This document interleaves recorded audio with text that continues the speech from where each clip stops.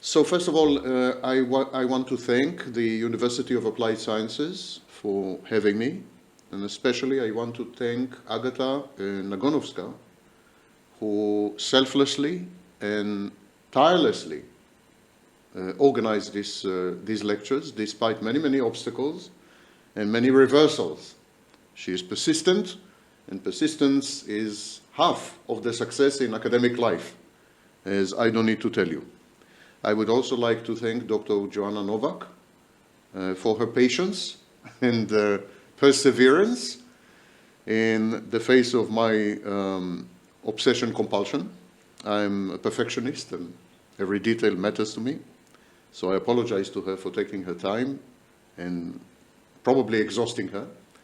But she prevailed and she survived, and we are here together, no, not in small way, thanks to her. And finally, I need to thank the Wapnin-Rangelowska Foundation. The Wapnin-Rangelowska Foundation sponsors these lectures and seminars. And I want to announce, because this recording is going to be on YouTube. And I want to announce that I'm available to give free seminars and free lectures. I do not charge a speaker's fee in any city in the civilized world. A legal disclaimer: this video, the recordings of these lectures are going to be uploaded to my YouTube channels, actually, multiple channels. On my YouTube channels, I have 500,000 subscribers. So that's not a small number.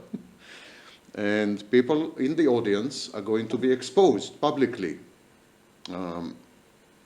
Those of you who feel uncomfortable with this, those of you who do not want to find yourself in a video on YouTube, I'm afraid would have to leave the lecture hall, because we don't have any way to blot you out or to remove you from the video. So 5 seconds or 10 seconds. Those of you who feel uncomfortable becoming celebrities may wish to leave the lecture hall, because, as I said, there's no technological or technical possibility to remove you later from the video. Okay. Today we are going to discuss the etiology, the emergence and causation of what came to be known as Cluster B personality disorders. Cluster B personality disorders are also known as the erratic or dramatic personality disorders. Why? Because people with cluster B personality disorders are very dramatic and very erratic. They are unpredictable, they are uncertain, they are highly impulsive, and so on. Those of you who survive this lecture and attend tomorrow's lecture will be exposed to the debate in the community, among scholars, whether the categorical approach to diagnosis is correct, whether we should have separate diagnoses. For example, in cluster B personality disorders, we have 4 diagnoses.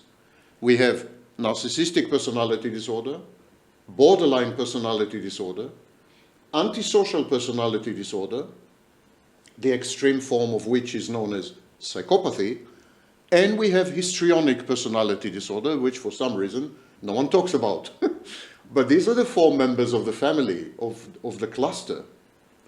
And there is a very big debate whether these are real clinical entities, whether these diagnoses are justified.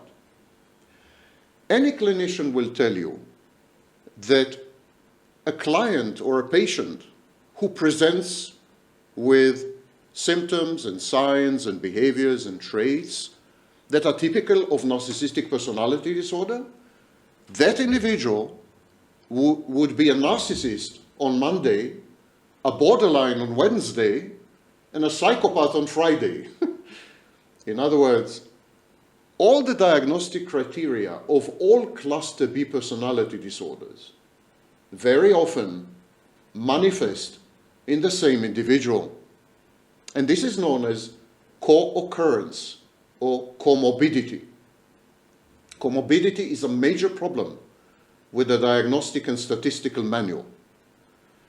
Most people diagnosed with one personality disorder are also diagnosed with at least one other personality disorder, and usually also with a mood disorder, with a substance use disorder, and anxiety disorder. So the new thinking is that we should get rid of all these labels, that we should get rid actually of cluster B personality disorders, and we should get rid of personality disorders. And tomorrow we are going to discuss the alternative approach, which gradually but surely is taking over the profession. We are transitioning to the dimensional approach from the categorical approach, but that is not for today's lecture. Today we're going to discuss the etiology of what the DSM calls cluster B personality disorders. And of course, the immediate initial question is, nature or nurture? Are these disorders hereditary? Can they be traced back to a single gene or an array of genes, a combination of genes? Do they pass on in families, intergenerationally? In other words, are these disorders an artifact of nature?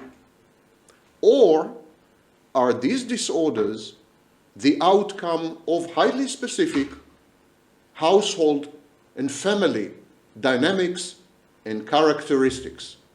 Are these disorders the outcomes of nurture? And again, of course, there's a debate. But I think the debate is founded on a misconception, or a misunderstanding, or a confusion. And yes, I will let you in on a secret. Even scholars, even academics, even professors get it wrong many times, confuse issues, and make a big mess of things. So, the first thing to realize is that we should make a distinction between traits and disorders. Take, for example, the trait of narcissism. Narcissism is a trait. Traits are hereditary. Traits are genetic. Every human being, including all of you there in the lecture hall, every human being has the trait of narcissism. We all have what is known as healthy narcissism, the kind of narcissism that underlies and regulates our self-esteem and self-confidence and sense of self-worth. This is the trait. The trait is inherited. It's genetic. But the trait should not be confused. The trait of narcissism should not be confused with pathological narcissism, which in its extreme form is known as narcissistic personality disorder. The trait is not the disorder. Now, how does the trait become the disorder?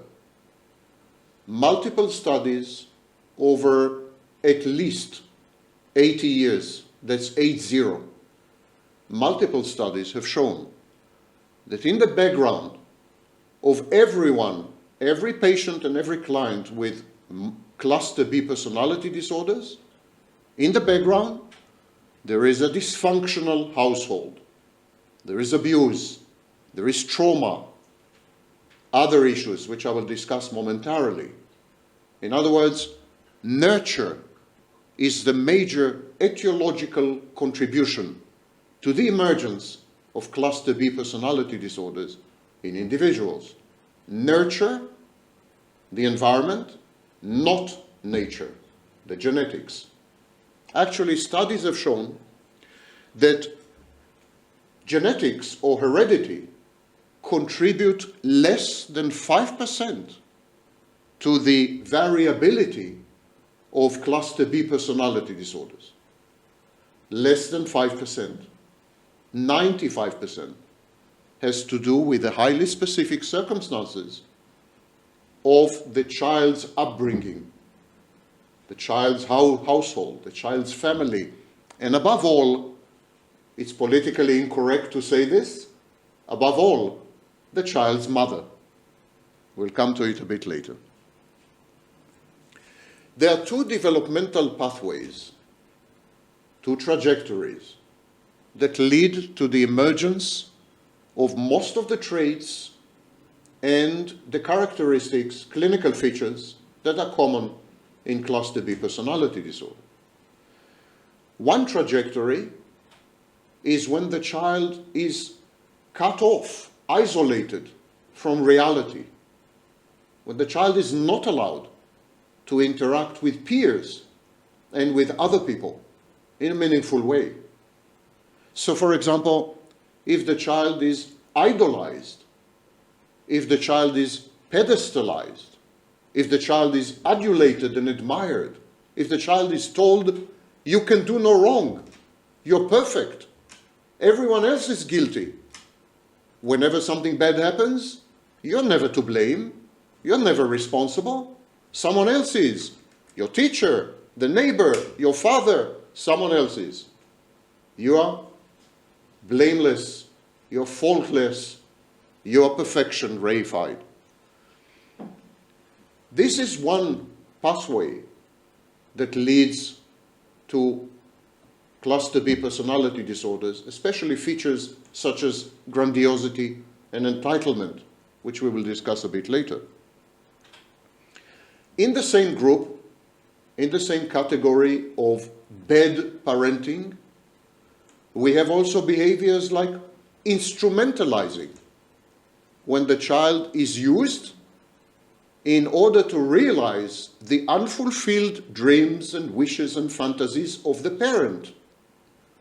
The mother wanted to be an actress, she failed, and now her daughter will be the actress. The father wanted to be a pianist, he failed, now the son will be a pianist. The father is a medical doctor, the son has to be a medical doctor. It's when the child becomes an extension of the parent.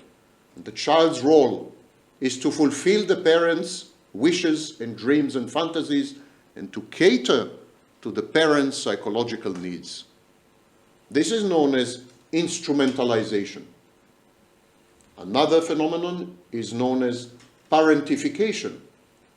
It's when the parent is immature, when the parent for some reason is dysfunctional, and the parent expects the child to act as a parent.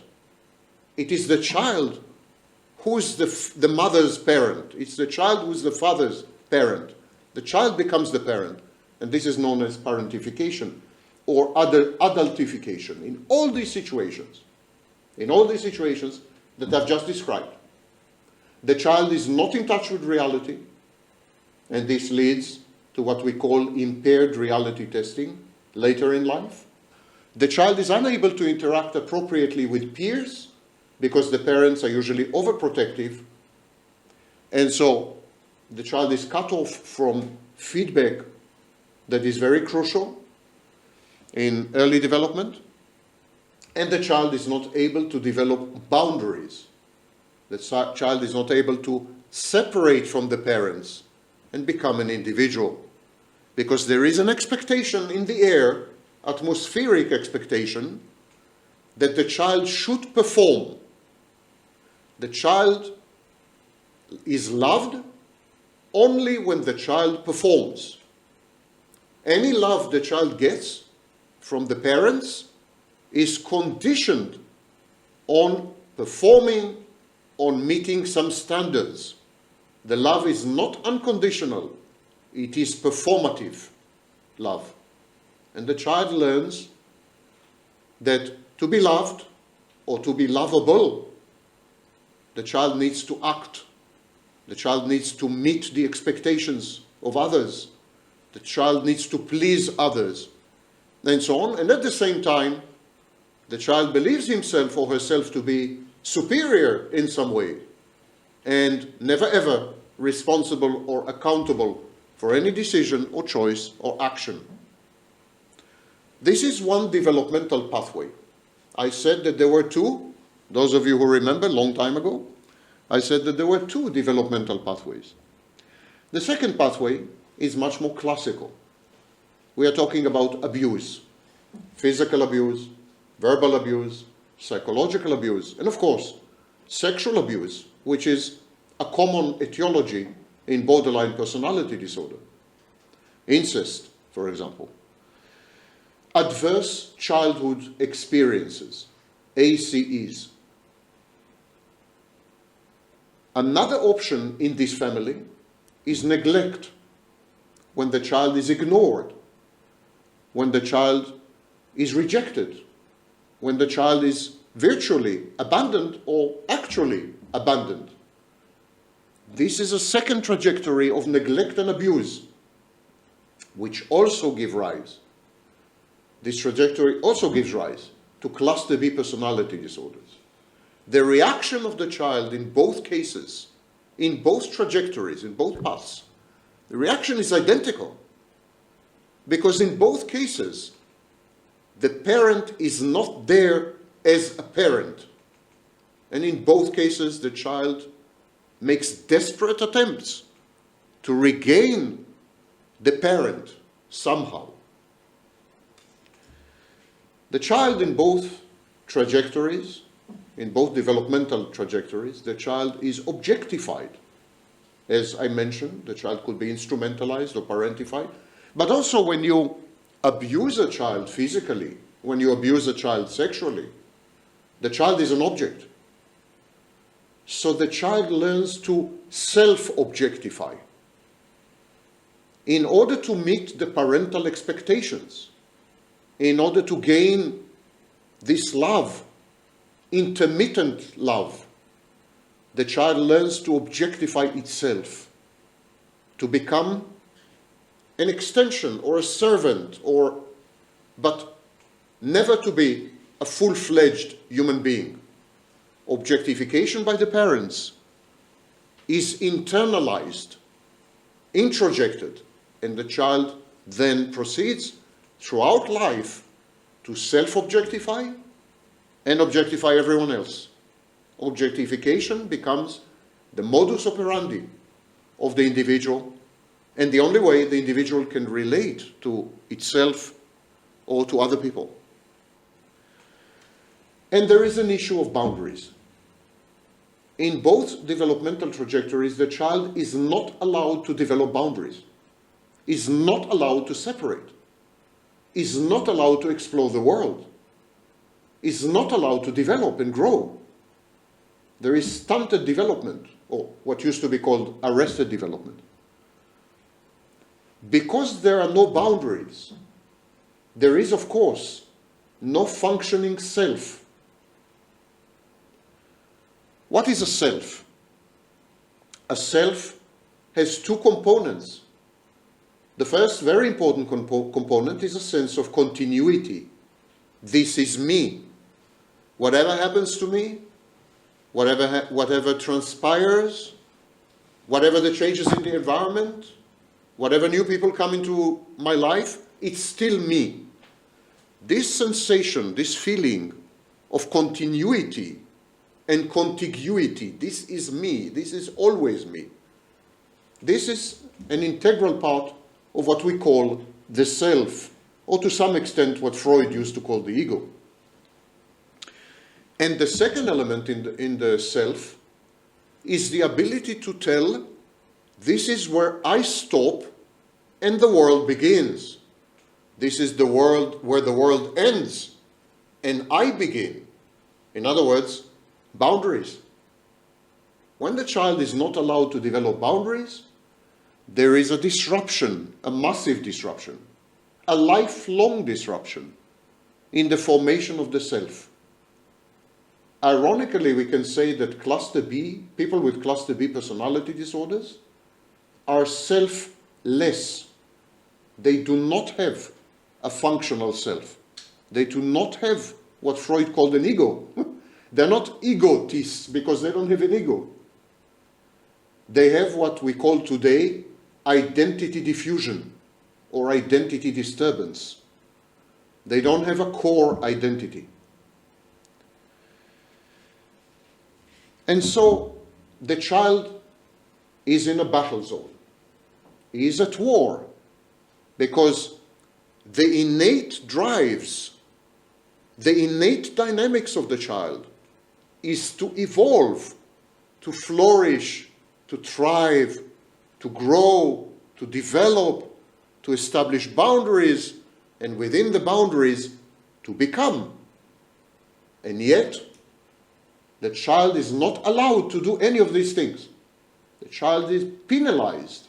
Whenever the child attempts to draw boundaries, whenever the child attempts to interact with the world and develop reality testing, whenever the child separates, whenever the child displays signs of personal autonomy, of independence, of agency, the child is punished. The message the child gets is, I love you only if and when you are not. Only if and when you don't exist. Only if and when you don't become. I love you not because you are, not because you have existence, but because you are not, because you are an absence.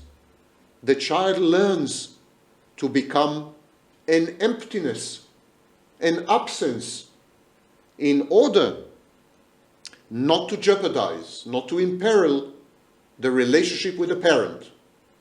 The child knows that any sign of being, any sign of existence, any sign of separateness, and any sign of externality is going to be punished by the parent.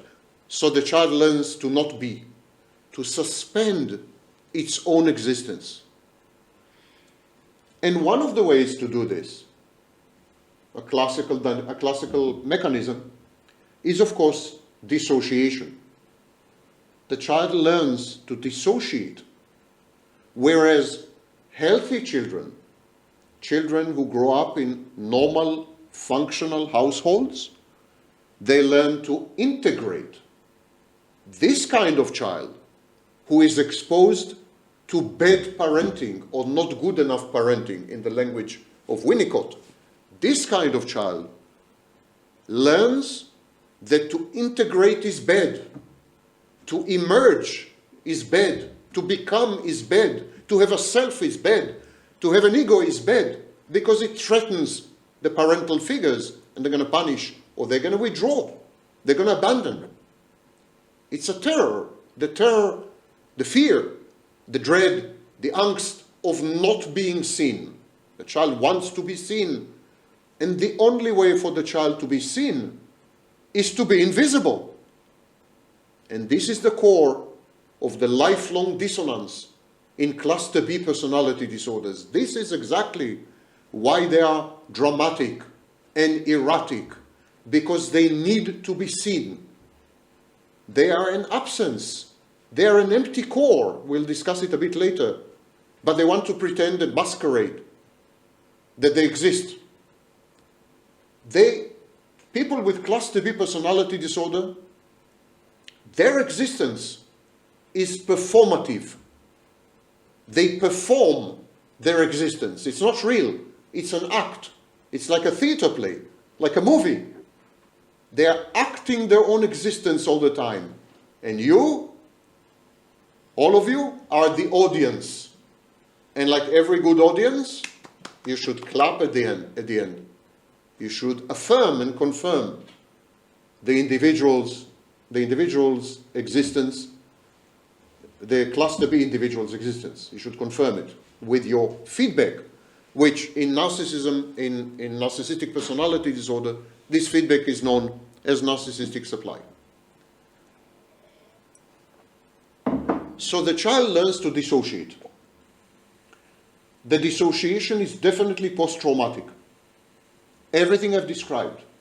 When the child is not allowed to become, this is the greatest imaginable trauma.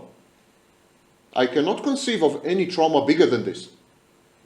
Of course, the child is 2 years old, 3 years old. The child doesn't go around saying, hello, I'm traumatized. Yeah? At least very few children are capable of this. The child doesn't realize that it is being traumatized. But of course, it is a trauma. And the dissociation is post-traumatic. Now, there are three forms of dissociation, as many of you know. We have amnesia, we have derealization, and we have depersonalization. Amnesia simply means the child forgets. The child creates memory gaps, lost time, because some of the experiences and some of the memories are unbearable, they're intolerable, they are threatening, they're fearful, and as Janet and Freud after him observed, dissociation is a way to cope with content which cannot be integrated. So, amnesia. Amnesiac dissociation is very common in all cluster B personality disorders, not only in borderline personality disorder, but also in narcissistic personality disorder, and to some extent in some manifestations of psychopathy. The two other forms of dissociation are much more common in borderline personality disorder and in antisocial personality disorder. And this is derealization and depersonalization. Derealization is the feeling that what's happening to you is not real. You're in a dream, or you're in a nightmare, or you're in a fantasy. It's like an LSD trip, like a drug trip, you know. You're on a high. Reality is not real. And depersonalization is the feeling that even though you can see yourself in a situation, it's not you.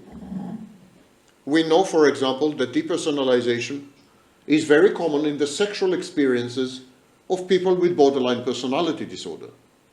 They go through the motions of sex, they engage in the sex act, but they feel that they are not there, that this is not happening to them, that the body there has nothing to do with who they are. So this is depersonalization. Now, the dissociation in cluster B personality disorder is not only post-traumatic, it is structural dissociation. Myers, the work of Myers, those of you who heard of structural dissociation. It is structural dissociation in the sense that what should have been a unitary core, what should have been a core identity, what should have emerged as an integrated, constellated self, instead fragmented and fractured and broke apart because of the dissociation mainly. So instead of a unitary self, we have multiple self states in cluster B personality disorders. This is very, very well documented in borderline personality disorder, of course, where dissociation is a diagnostic criterion in the DSM. But it's also well documented in narcissistic personality disorder. In the 60s and the 70s, there was a school known as the Object Relations School. And they were talking, especially Winnicott and Fairbairn and Gantry and others, they were talking about the true self and the false self, the as-if personality. Now, obviously, if there are two selves, then we are talking about self-states. We are talking about a fragmented, broken self. So we could generalize and say that in all cluster B personality disorder, there is a diffusion of identity. There is a problem with the integrity and the constellation of the self. The self is cracked somehow, broken somehow. And so the dissociation leads to the emergence of self-states. In the case of pathological narcissism, one of the self-states is known as the false self. The false self is a kind of imaginary friend. Put yourself in the shoes. I'm looking at you now on the screen. For those of you who forgot the introduction, I'm looking at you on the screen. Apologies for my profile. I'm overeating. So, in pathological narcissism, we have false self. Put yourself in the shoes of the child. there's a child. The child is usually 18 to 36 months old. Cluster B personality disorders emerge usually between 18 and 36 months old, and then much later in life between 12 years old and 14 years old. So imagine that you're a child and you are like 2 years old, and you have a mother, and the mother does not allow you, is overprotective, does not allow you to separate from her, is always in your life, doesn't allow you to interact with peers, doesn't allow you to go out to experience the losses and the damage that reality inflicts, which are major engines of development. Or you're 2 years old and the mother couldn't care less about you, abandons you, neglects you, doesn't see you. Or you're 2 years old and you experience physical abuse and verbal abuse and worse. Imagine all these situations. You're 2 years old. What can you do to defend yourself? What kind of defense is open to you as a 2-year-old? Not much. So the typical 2-year-old who is exposed to these kind of situations is resilient and survives. But a small minority of children are not resilient, probably genetically. There's probably a hereditary predisposition to develop cluster B personality disorder. We don't have any proof of that yet, no evidence of this. But it makes a lot of sense because we know that there is a hereditary predisposition in borderline personality disorder and in antisocial personality disorder. It makes sense that it would apply to all cluster B. So a small group of children, something between 10 and 15% of children, are vulnerable. They're vulnerable. They're susceptible. They're fragile. And when they're exposed to this kind of mistreatment and abuse and trauma, the absence of the parent or the overpresence of the parent, they react by dissociating. They delete themselves. They vanish. They disappear. And they disappear into a black hole of memory. They suspend themselves. They die metaphorically. The child dies metaphorically. Instead, what many of these children do, they invent an imaginary friend. And they begin to interact with the imaginary friend. Now, the imaginary friend is everything the child is not. Because the role of the imaginary friend is to protect the child. The role of the imaginary friend is to isolate the child. The role of the imaginary friend is to deflect the content which is unbearable and intolerable, like the abuse or the trauma or the mistreatment. So the false self, this imaginary friend, is like a firewall, like a peripheral perimeter defense, which doesn't allow bad content, bad experiences, bad memories to reach the child. And so this imaginary friend is everything the child is not. The child is helpless. This imaginary friend is all-powerful, omnipotent. The child cannot predict the behavior of the adults, because the adults in this kind of child's life, the adults are capricious, arbitrary, unpredictable, aggressive, dangerous, and so on. So the child cannot predict their behavior. Child is terrified of this uncertainty.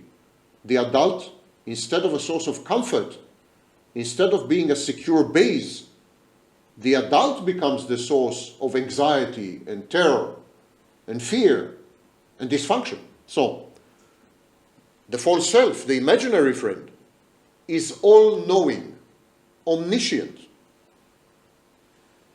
The child begins to believe that it is somehow defective. We'll discuss it a bit later. The child begins to believe itself to be less than perfect, imperfect, defective, problematic, unworthy, unlovable. The false self, the imaginary friend, is perfection, reified. It's a perfect entity. If you put all these elements together, omniscient, the imaginary friend is omniscient, all-knowing, omnipotent, all-powerful, perfect. If you put all of these together, what do you get? You get a divinity. You get a deity. You get a godhead.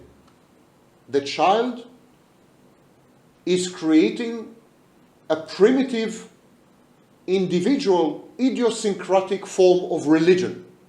The child is inventing a godlike figure.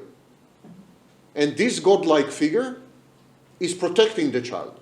This godlike figure is isolating the child from the abuse and the trauma. This godlike figure has all the elements and attributes and traits that the child misses, lacks. And it is a god. And the child sacrifices itself to this new Moloch, to this new god.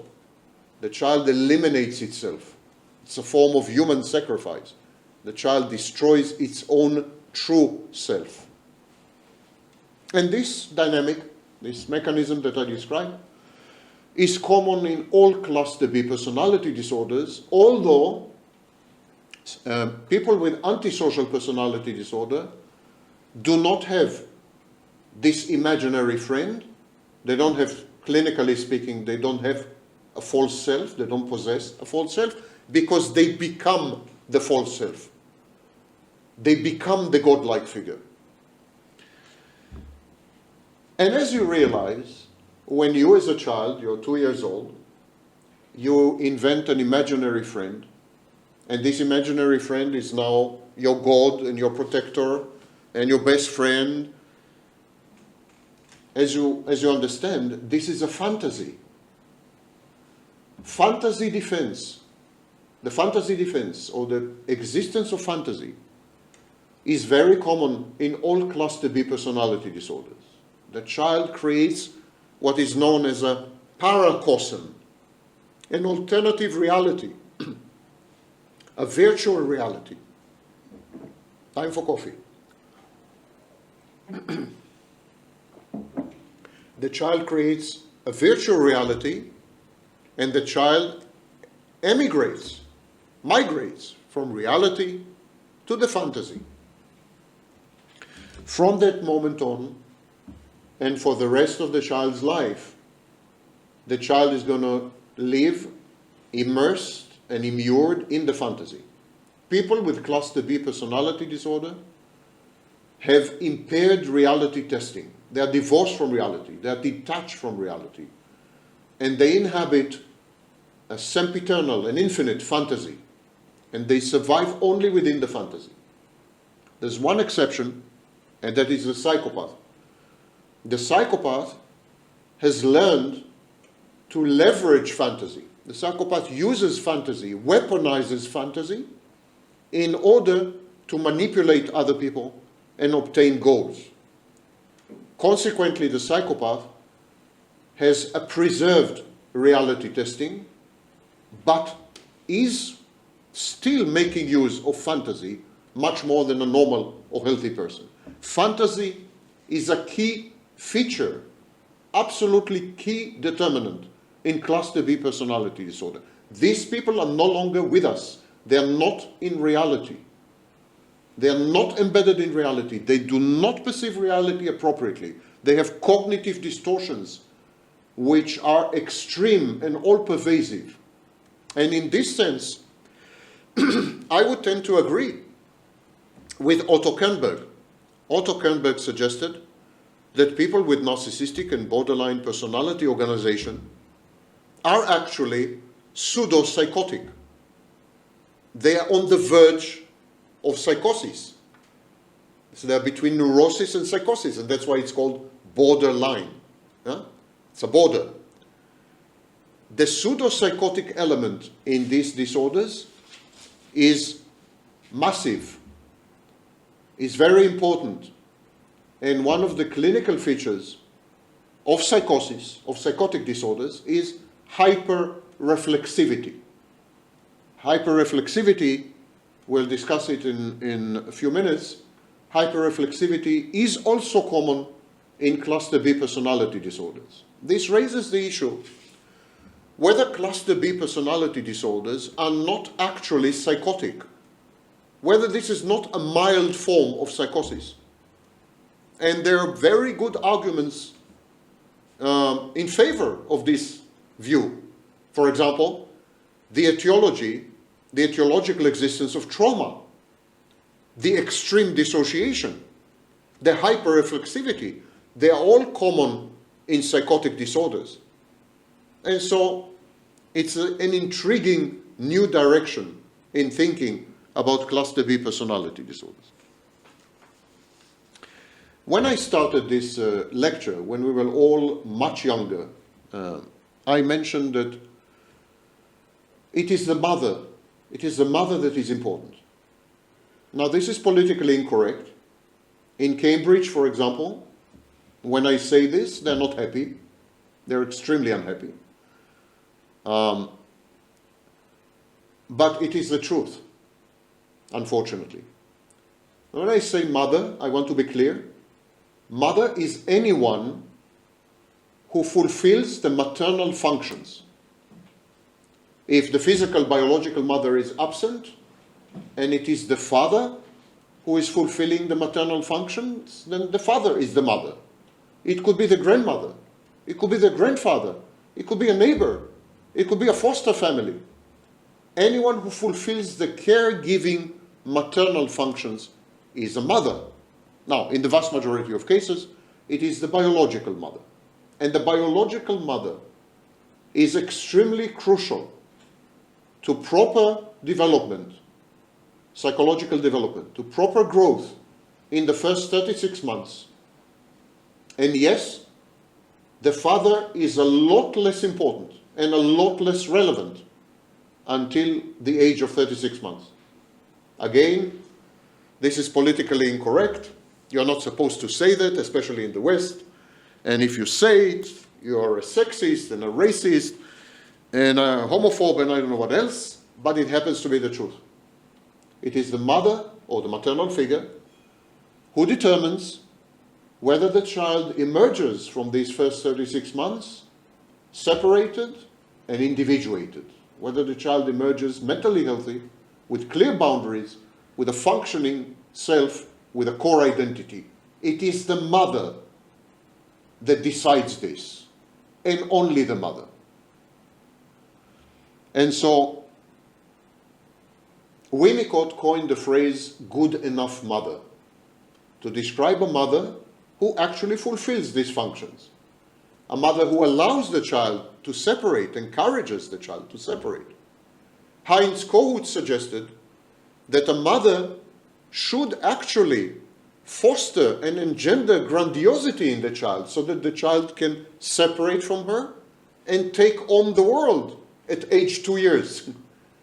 So a mother who is good at being a secure base, a mother who transmits to the child, who broadcasts to the child, a mother who tells the child, in effect, it is safe, it is secure, I'm always here, I will never abandon you. You can go, you can explore the world, you can separate from me, you can play with your peers, you can discover things, you can get hurt, you can experience loss, and I will always be here. You can come back to me, rapprochement. This is known as the rapprochement phase. You can come back to me because I will always be here. I am your secure base. That's a good enough mother. But unfortunately, many mothers are not like that. They are narcissistic, or they are insecure, or they are depressive, or they're overprotective. And they do not allow the child to separate. And when the child tries to separate, attempts to separate, they punish the child. They emotionally blackmail the child. They don't allow the child to go away, to explore the universe. They don't let it happen. No way. They isolate the child. And so these mothers do not allow the child to separate and become an individual, a process that Mahler called separation individuation. It is a failure of separation individuation, and because the child cannot separate and cannot become an individual, is not allowed, this kind of child ends up not having a self. The integration and constellation of the self crucially rely on separation individuation, on saying goodbye to mommy, on realizing that mommy is out there, not in here, on transitioning, traversing the period of symbiosis, the symbiotic bond, the enmeshment, the fusion, the merger between child and mother. The mother is the one who needs to break this bond and allow the child to become an explorer. And a mother who doesn't do this is a mother who stunts the growth of the child, and the child does not develop an ego or a self, and so on. This kind of mother also doesn't provide a gaze. The mother's gaze is extremely crucial, but it's also highly traumatic. You know, all of us would say that being born is very traumatic. When you're born, you transition from a wonderful environment that takes care of all your needs and is warm and is fluid and is, you know, great fun, I remember.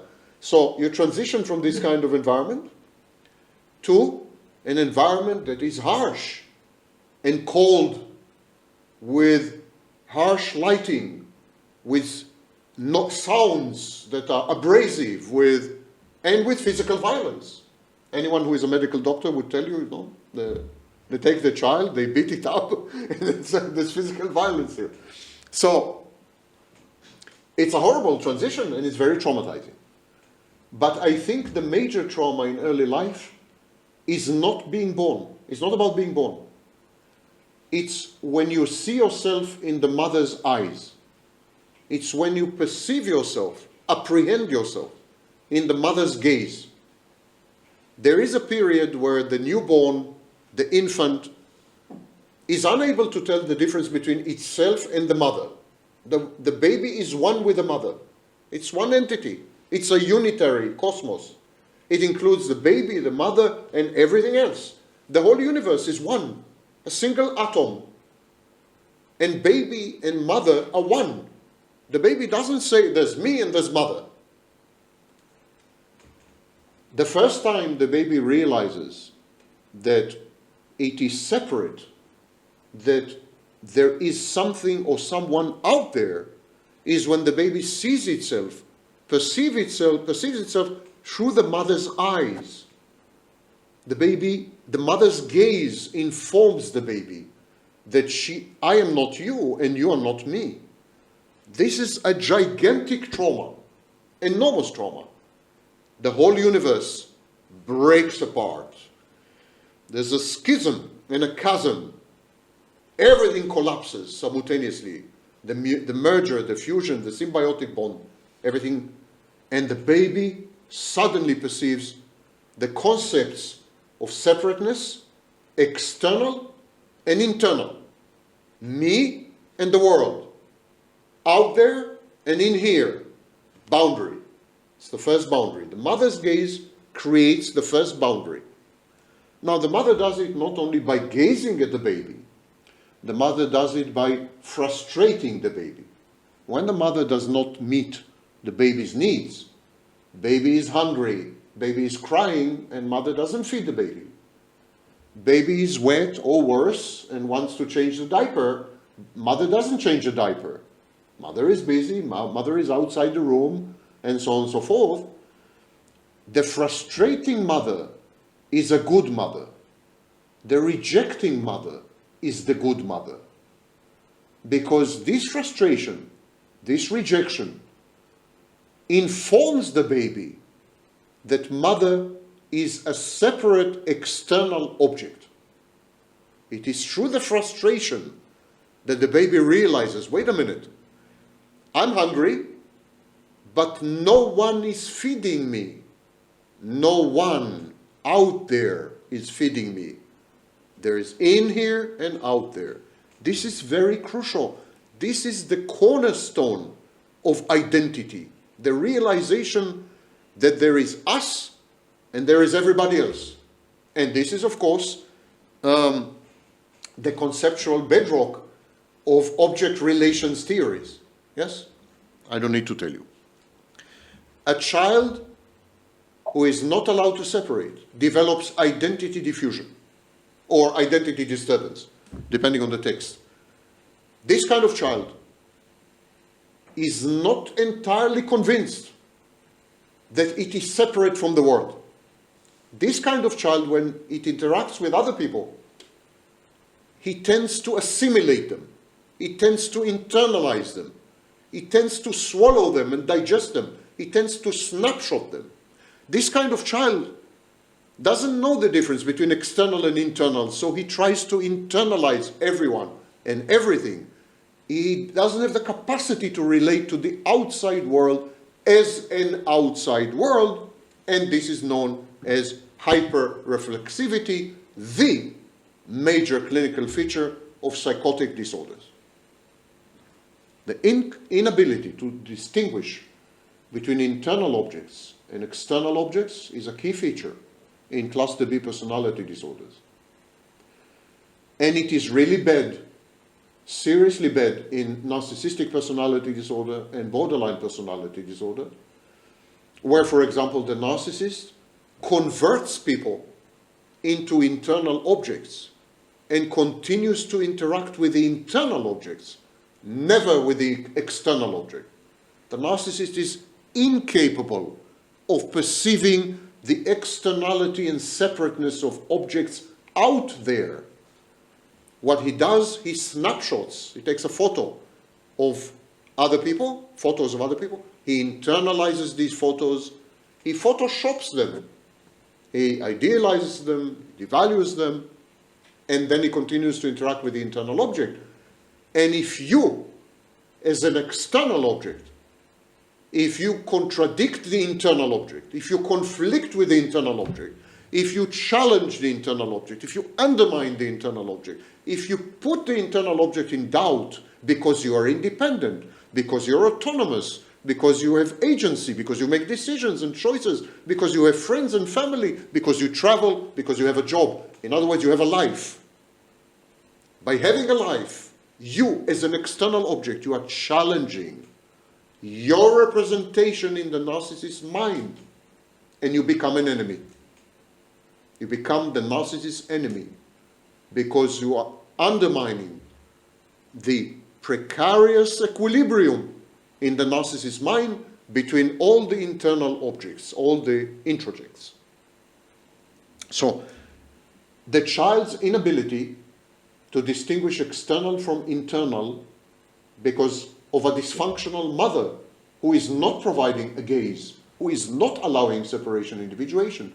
This inability is lifelong in cluster B personality disorders and is the main reason and engine behind the difficulties that people with cluster B personality disorders have in their interpersonal relationships. They can't see you as a separate person with your own dreams and hopes and wishes and fears and priorities and privileges and hopes and expectations. He can't see you as external. He can't see you as separate. And so he wants to swallow you, to assimilate you, to digest you. He wants you to become an extension. We're going to discuss this in the third lecture. The third lecture is a lecture about interpersonal relationships with narcissists.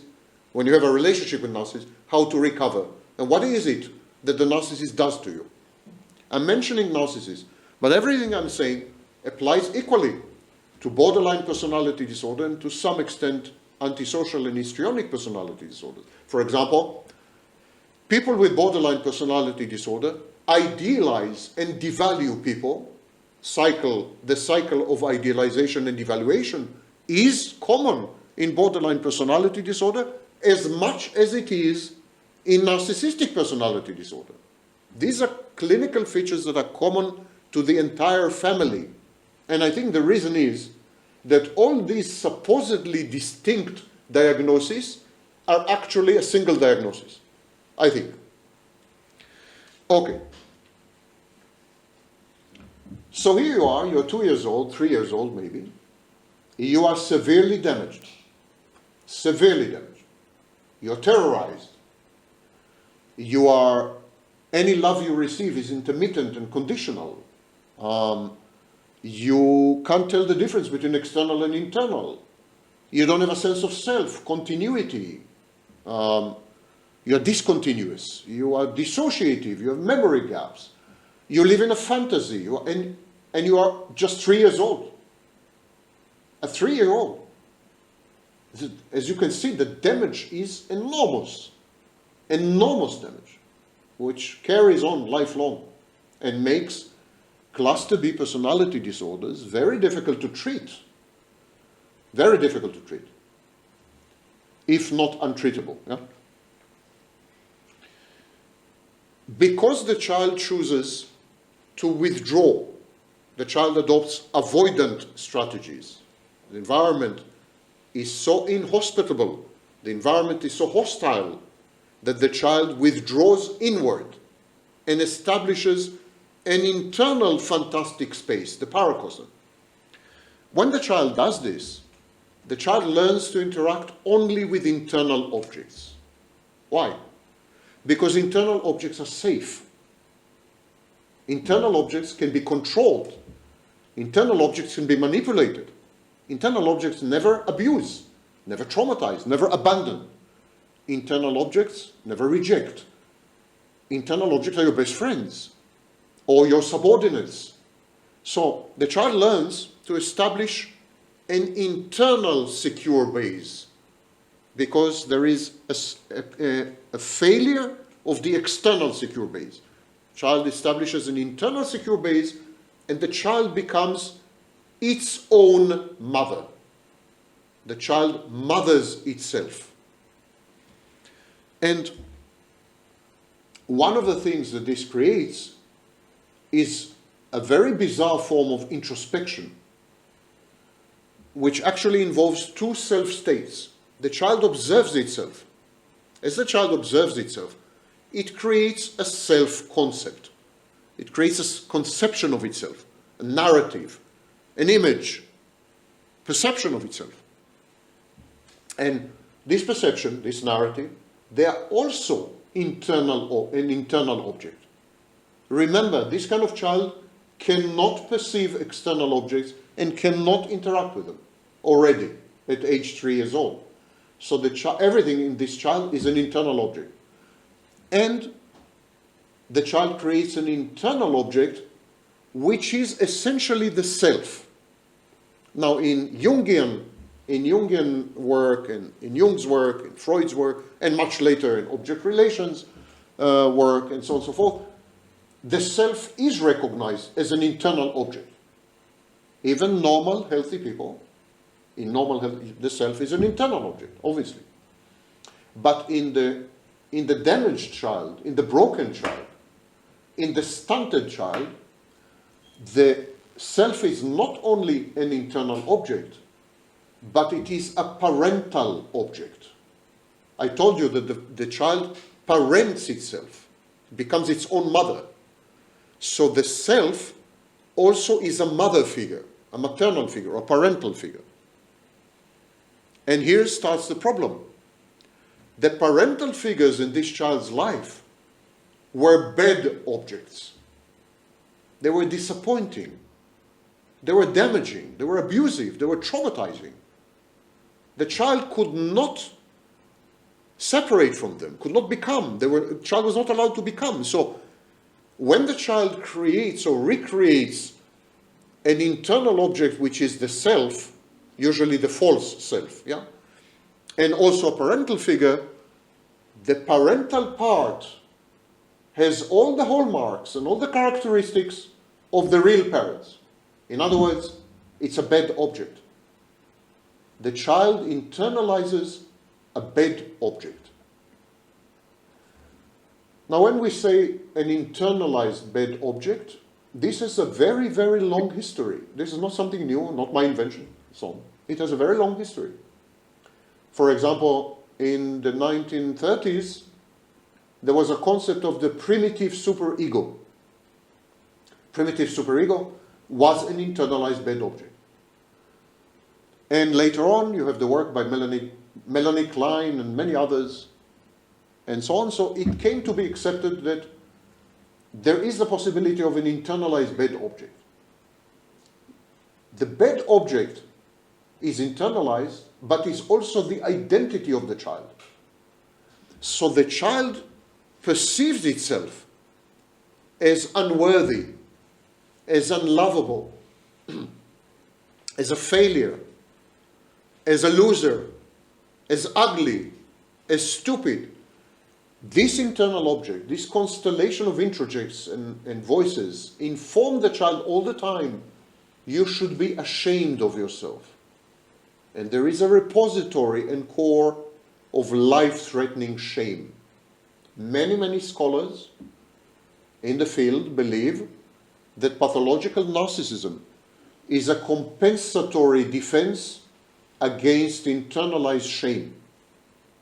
Other scholars disagree, but I think it's becoming a dominant voice, actually.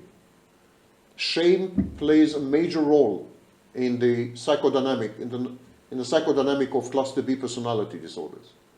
And this shame is internalized and represents the parental voices. And the whole thing, the bad object, the internalized bad object, is the only self the child has access to. So when the child attempts to self-regulate, the child gains access to this bad object, which is why people with cluster B personality disorders do not self-regulate.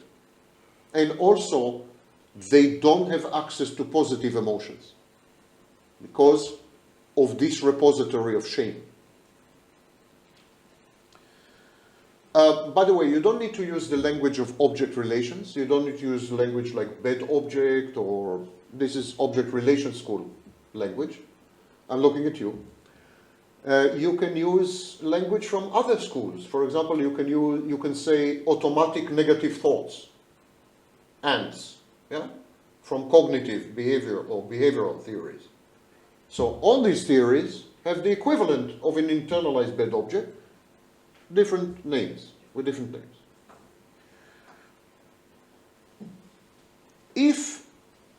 If as an individual,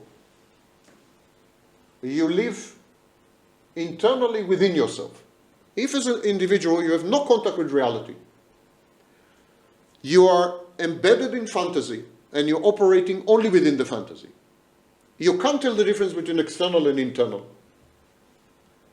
and so on, then obviously you're unable to perceive other people or the existence of other people. You're unable to perceive that they exist, that they're separate, that they're external, and so on and so forth. You're unable to mentalize. There is a mentalization failure or a mentalizing failure. Again, it's not an original contribution. Fonagy wrote a lot about this. Fonagy, the psychoanalyst, wrote a lot about mentalization failure. And so mentalization failure in cluster B personality disorder is the inability to create a mental image or a model of another person. Now, all of us, every human being, creates what is known as theory of mind. The end product of mentalization is a theory of mind. We have a theory about the minds of other people. We have a theory about what makes other people tick. We have a theory about what motivates other people, what they hope for, what they're afraid of. We have a theory about their emotions, about their cognitions. And these are theories of mind. And we operate based on these theories of mind. But if you're unable to perceive other people at all, and there is a mentalization failure, a Fonagy failure, you are not able to create a theory of mind. And this is where cluster B personality disorders resemble autism spectrum disorders. This is where there is a big affinity between the two families of disorders, because in both cases, the individual has difficulty to create a theory about other people, a theory of mind. And consequently, these individuals, they have severe difficulties decoding other people's emotions, other people's behavioral cues, other people's expectations. They have a difficulty, in other words, relating to other people. In both cluster B and in autism, this difficulty exists because of mentalization failure.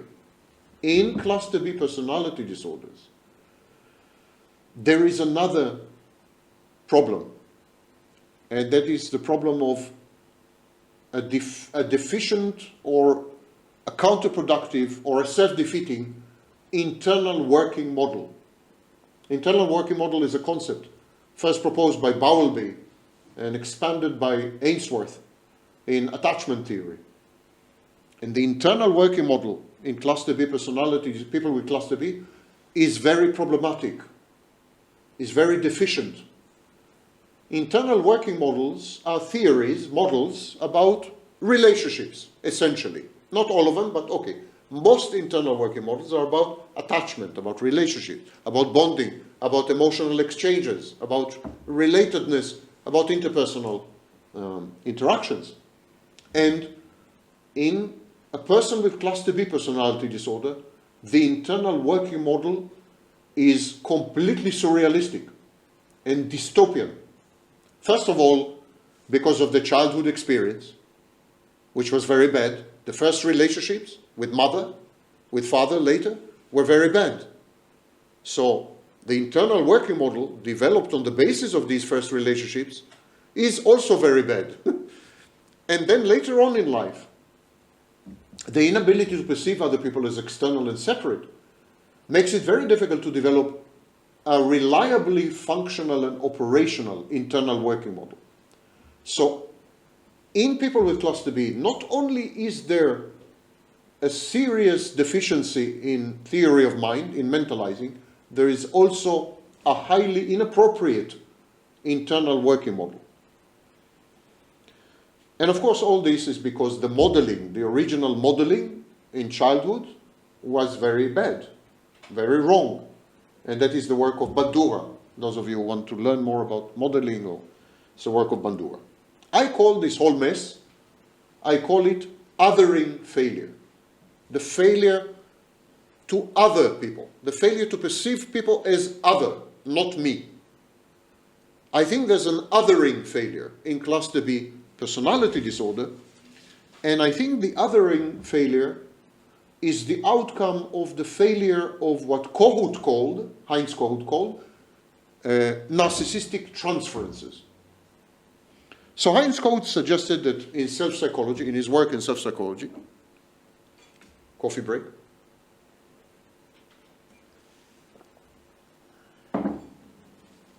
Heinz Kohut suggested that in early childhood, especially with a mother, there are three types of transferences. And these three types of transferences allow the child gradually to acquire an identity, a separate identity, and at the same time to interact with other people, to perceive them as separate and so on. So the narcissistic transferences that he described were the idealizing transference, the mirror transference, and the twinship transference. And these are very critical in early childhood. And I think there's a failure of all three of them. The idealizing transference is the ability to perceive the parent. And the child is able to perceive the parent as benevolent, as truly loving and caring and compassionate, unconditionally, and at the same time as powerful. So the parent is powerful, but the parent uses the power to enhance or increase the child's well-being. And this is the idealizing transference. The mirror transference is when the parent encourages the child to be a bit grandiose, a bit daring, and to explore the world, to take on challenges, to not be afraid of loss and hurt. That's the mirror transference. And the twinship transference is exactly the core issue in mentalizing.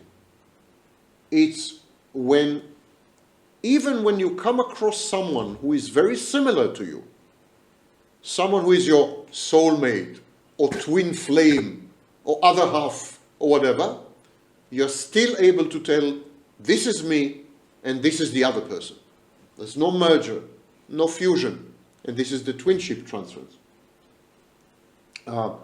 If these transferences fail, if the mother is unable to provide these transferences, I think what we have is an othering failure. That the individual who does not separate and does not individuate never grows, never matures, remains stuck in early childhood. So we have adults, adult bodies, with adult power, with adult skills, who are actually children. Not only children, very young children, infants, Peter Pans. They refuse to grow. They can't grow, even if they want to. These are 3-year-old infants, toddlers, stuck in adult bodies. And so these children have what we call primitive defenses. If you don't grow past the age of 3 years old, you're going to have all the characteristics and traits of a 3-year-old. So even if you're an adult, you would still be a 3-year-old. You would still see the world through the eyes of a 3-year-old. You would still react emotionally and cognitively the way a 3-year-old reacts. And one of the things you would have is primitive infantile defenses, defense mechanisms, such as, for example, splitting. You would tend to see the world as all bad, all good people, specific people, as all bad, all good. You would split, dichotomous thinking. You would project parts of you which you're not happy with, parts of you which you reject, you would project them to others. Projective identification, you would force other people to adopt and accept your projected parts and behave in ways which affirm and validate your projection, and so on and so forth. Primitive defenses are very common in people with cluster B personality disorders because they remain stuck at age 3 and they never grow past this age, not in a meaningful way. And all this, of course, leads to a lot of antagonism and a lot of conflict in the lives of people with cluster B personality disorders, even at an early age, even when they're children, even when they're adolescents. Even then, there's a lot of conflict, a lot of adversity, a lot of arguments, a lot of aggression, and there is a need to manage this aggression. So from a very early age, people with cluster B are attempting somehow to manage aggression. Some of them internalize the aggression and they become depressed or suicidal even. Some of them externalize the aggression and they become psychopathic or worse. There's a problem with aggression, a problem not only with aggression, but a libidinal problem, a problem with cathexis and decathexis, emotional investment, psychic energy. There is an energy issue. There's too much energy in many ways, or primitive energy, unstructured energy, diffuse energy, which the individual has to cope with starting at age 18 months. And the solutions the individual finds are always dysfunctional. So if we're talking about libidinal energy or sexual energy, people with cluster B personality disorders, especially narcissist and borderline, they're autoerotic. They redirect libidinal sexual energy at themselves. They become their own sex object. They're attracted to themselves. They make love to themselves, even when they're with another person. That's a dysfunctional solution to the management of libidinal energy. It's one example. Some of them become extremely aggressive and defiant and reckless And contumacious, they reject authority. Aggression becomes a management tool. They use aggression to manipulate people, to modify behaviors, to adjust the environment. These are the psychopaths, and to some extent the borderlines. Some of them internalize aggression. They swallow it. And so they become covert narcissists, or they become borderlines in some ways, in some phases of borderline, where the borderline becomes highly suicidal. Aggression is a major issue because the child learns to identify with the aggressor. Ferenczi first observed that children who are abused, people who are traumatized, sometimes identify with the abuser. They identify with the aggressor. They internalize the traits and behaviors and mentality of the abuser. They become the abuser. I say that cluster B personality disorders are contagious because you become one. If you spend time with a narcissist, you become a narcissist. You spend time with a borderline, believe me, you will become dysregulated. You will become a borderline. It's infectious. It's contagious. So the child identifies with the abuser, identifies with the aggressor, because what other choice the child has? You know, Melanie Klein said that when the child is confronted with a bad mother, Melanie Klein called it bad breast and good breast, which is very pornographic and cannot be used today probably. But she said when the child is confronted with a bad mother, the child says, the child splits the mother, and there is an all good mother and all bad mother. That's Melanie Klein's work. I completely disagree. I don't think that's what the child does. I don't think the child can contemplate for 1 second that mother is all bad. Imagine how frightening it is if mother is all bad and you are 2 years old. A mother who is all bad will neglect you, will not give you food, will not give you shelter. A mother who is all bad will not see you and you will die. A child which is 2 years old, cannot think of mother as all bad, cannot split mother. I completely disagree with Melanie Klein on this. I think what the child does, the child splits, but the child says, mother is all good, I am all bad. It's my fault. The child develops what we call autoplastic defenses, not alloplastic defenses. He doesn't blame the mother, he blames itself. And so, when the child identifies with the aggressor, when the child becomes one with the abuser, merges with the abuser, fuses with the abuser, has a symbiotic link or bond with the abuser, which happens to be the mother. At that point, the child learns to internalize aggression. The abuser is inside. The Trojan horse is in the gates, beyond the gates. The barbarians are in the city. And the aggressor is inside. And the aggressor is the child. And so the child learns to internalize aggression. And when you internalize aggression, it can lead to very bad outcomes, such as, of course, suicide, self-destruction, self-defeat, and so on.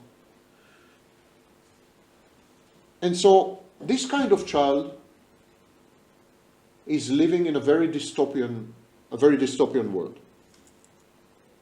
And he learns to scan everything. He's like a scanner. He's scanning everything. The child is trying to anticipate or predict the behavior of the adults, the behavior of mother, the behavior. And in this attempt to make sense of what's happening and to establish a theory or a model about what might happen, the child learns to X-ray, to scan the environment, and develops what I call cold empathy. Cold empathy is a combination of cognitive empathy and reflexive empathy, but without affective empathy. It's the ability to fully spot the weaknesses, the vulnerabilities, the disruptions, the dysfunctions in other people, but not to feel anything, not to have any emotional reaction to this. person with cluster B personality disorder looks at you and says, you're sad, you're broken, but this wouldn't have any emotional resonance. It's just identifying the vulnerability or the weakness which will allow the cluster B individual to manipulate you. So cold empathy develops very early on as a survival strategy. The child uses cold empathy in an attempt to understand the abuser or the aggressor without having an emotional, life-threatening emotional reaction. And because the child internalizes the false self, and because the false self is basically godlike, it's a divinity, it's a deity, the child also becomes grandiose. Grandiosity is a clinical feature or cognitive distortion that is common in all cluster B personality disorders. Borderlines are grandiose, psychopaths are grandiose, narcissists are grandiose, they're all grandiose. They are at the same time also vulnerable. Why are they vulnerable?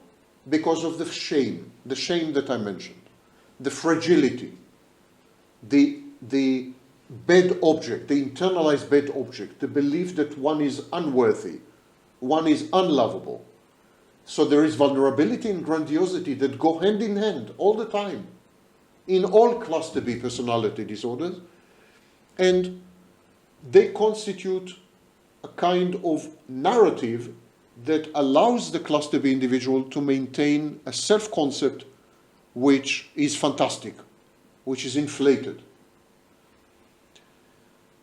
We say that there is a gap between explicit and implicit self-concept, explicit and implicit self-esteem.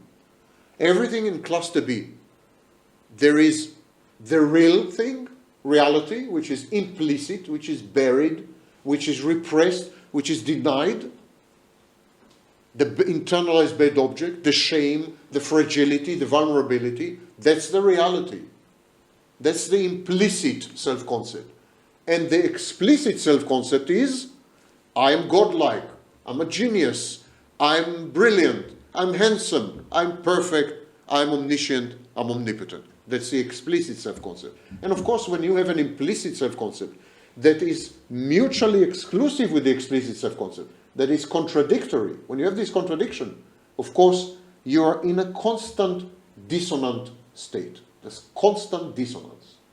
And I recommend, for those of you who want to learn more about this specific angle or specific aspect, I recommend the work by Stoloro, by Rosenfeld, Cooper, and Akhtar. I'm getting close to the end, so yeah.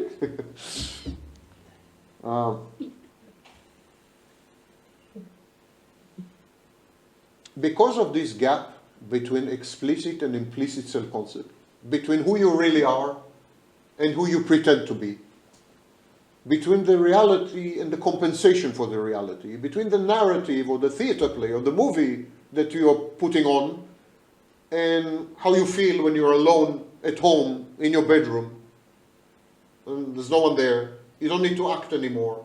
You don't need to put on a show or a facade. And then you're in touch with your shame. You're in touch with your inferiority. The bad object speaks to you. The introjects are vocal, vociferous, putting you down, dragging you, and so on. So in all this double personality, dual personality, split personality, it's kind of dissociative identity disorder. It's kind of multiple personality disorder, kind of Jekyll and Hyde, yeah? In all this situation, of course, you are very, very fragile. You're very vulnerable. Any challenge, any criticism, any disagreement, any insult, anything can completely destroy you. You fall apart. And this is known as injury, narcissistic injury, or narcissistic mortification, which is common in all cluster B personality disorders, not only in the narcissistic one. All of them are have a very, very thin skin. Their skin is very thin. They are hypervigilant.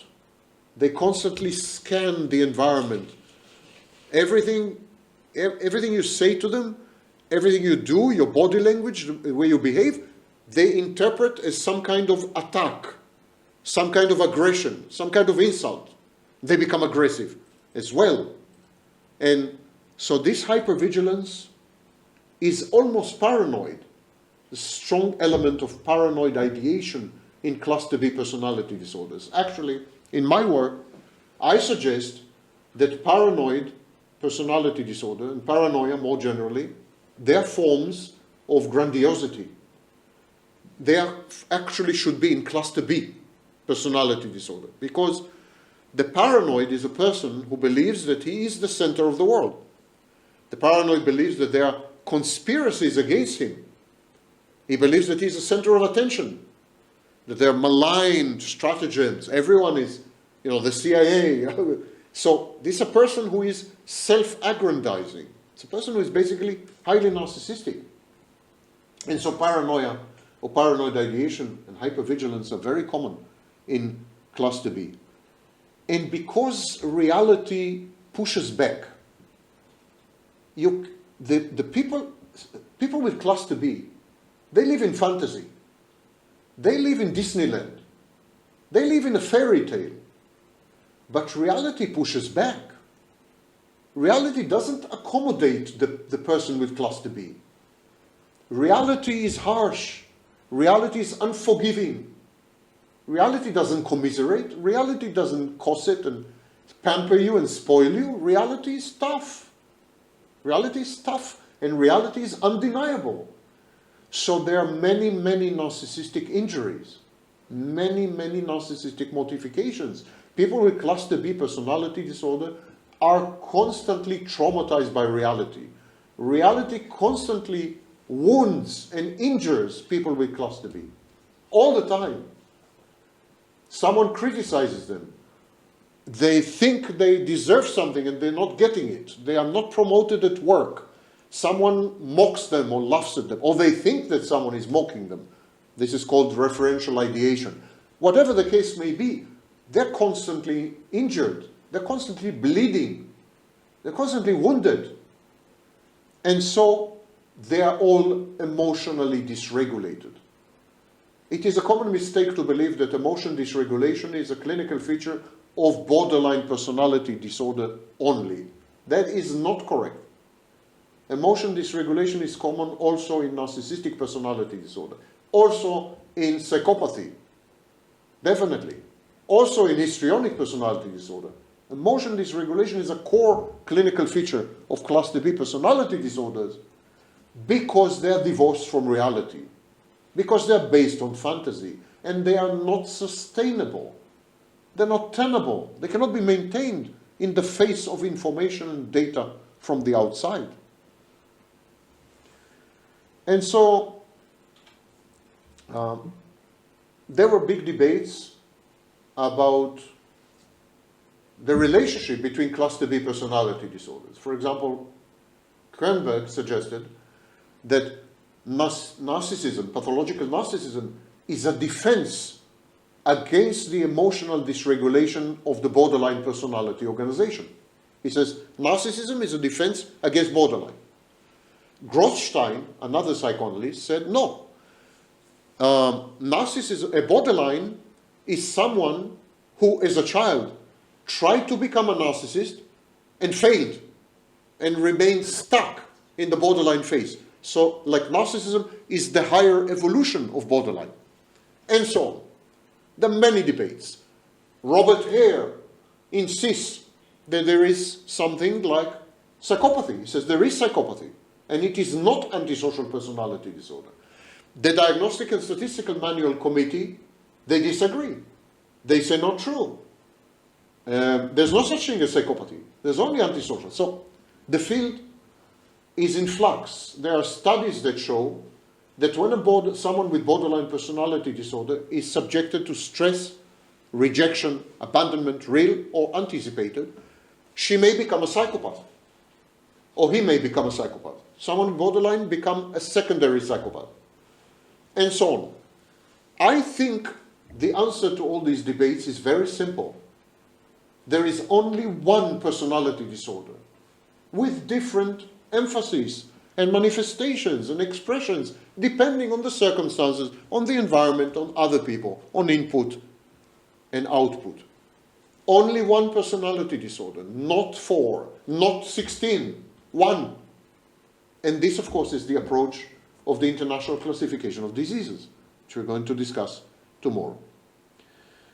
2 last comments on people with cluster B personality disorders with regards to their etiology. You remember what I said much earlier when some of you were still awake? I said that you are awake.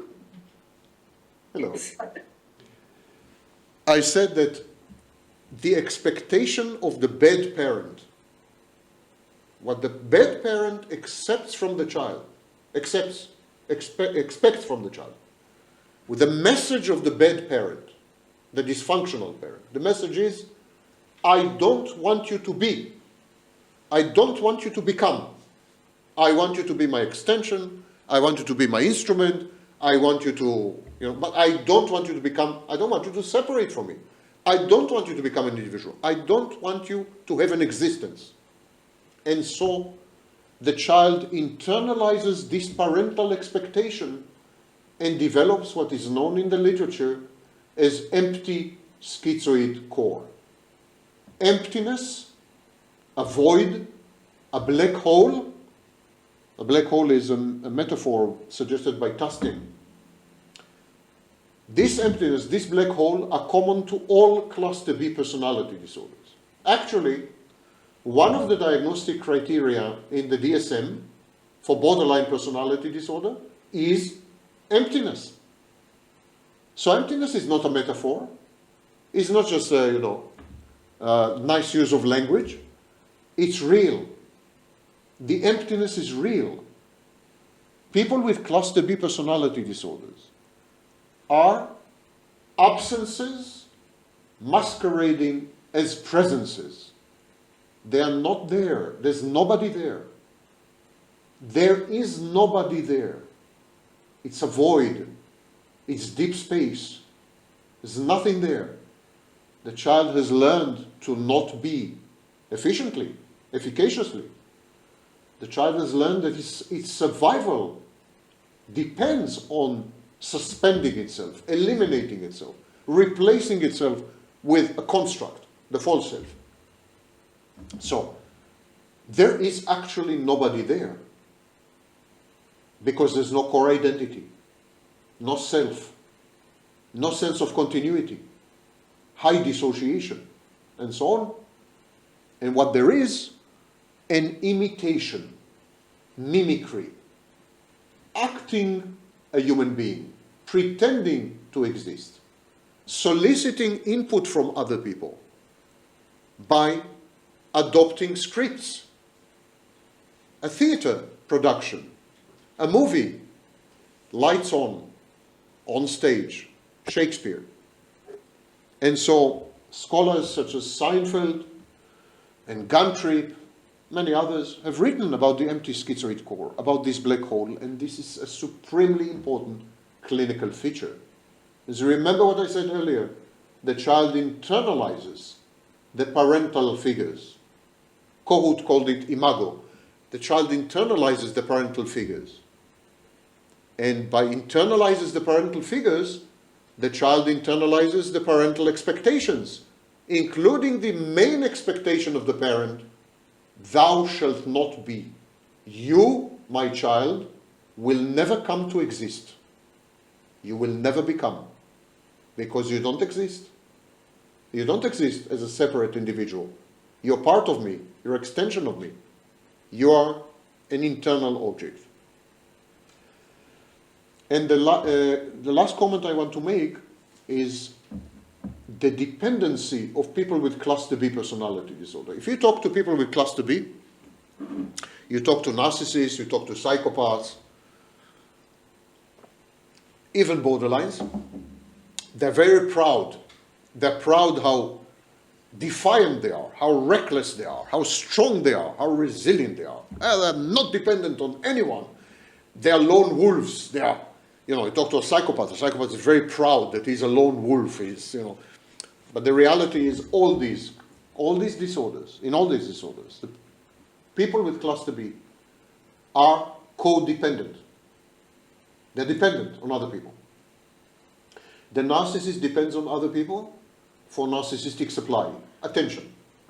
Narcissist uses other people's feedback and other people's input to regulate his sense of self-concept, and his sense of self-worth.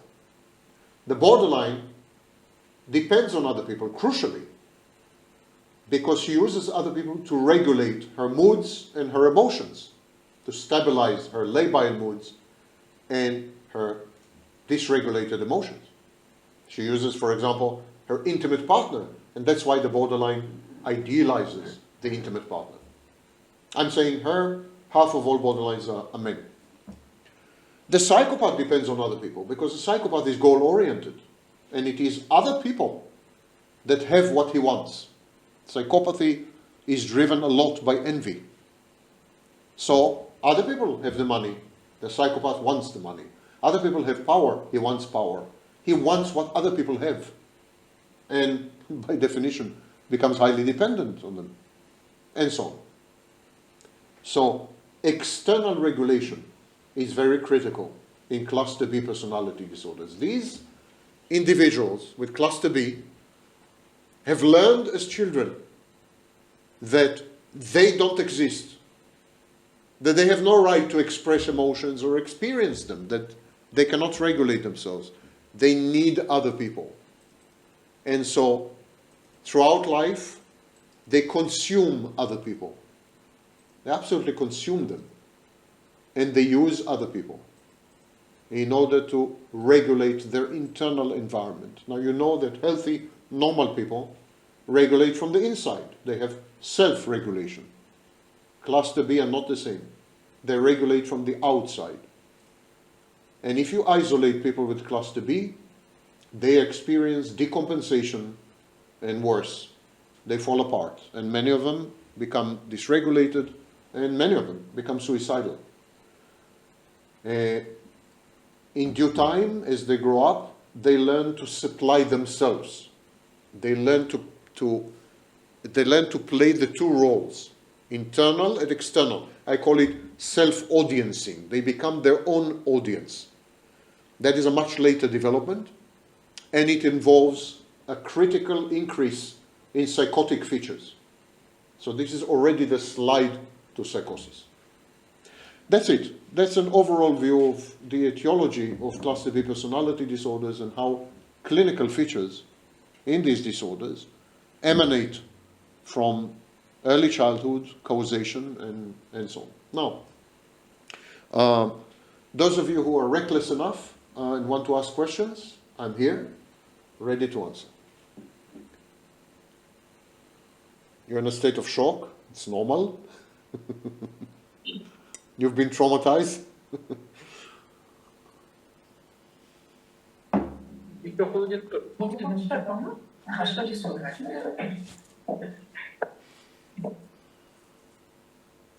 Cicho, zadawajcie te pytania, macie okazję. Zszokowani tacy? Za dużo wiedzy? No może ja zacznę, będzie jakoś tak łatwiej. Okay, Professor, so I would like to. I'm relieved. My Polish is not what it used to be. Yeah. I'm relieved that you transitioned to English. Yeah. Okay, Professor, I would like to say that after that it was said, the cluster B personality disorders people are extremely unhappy.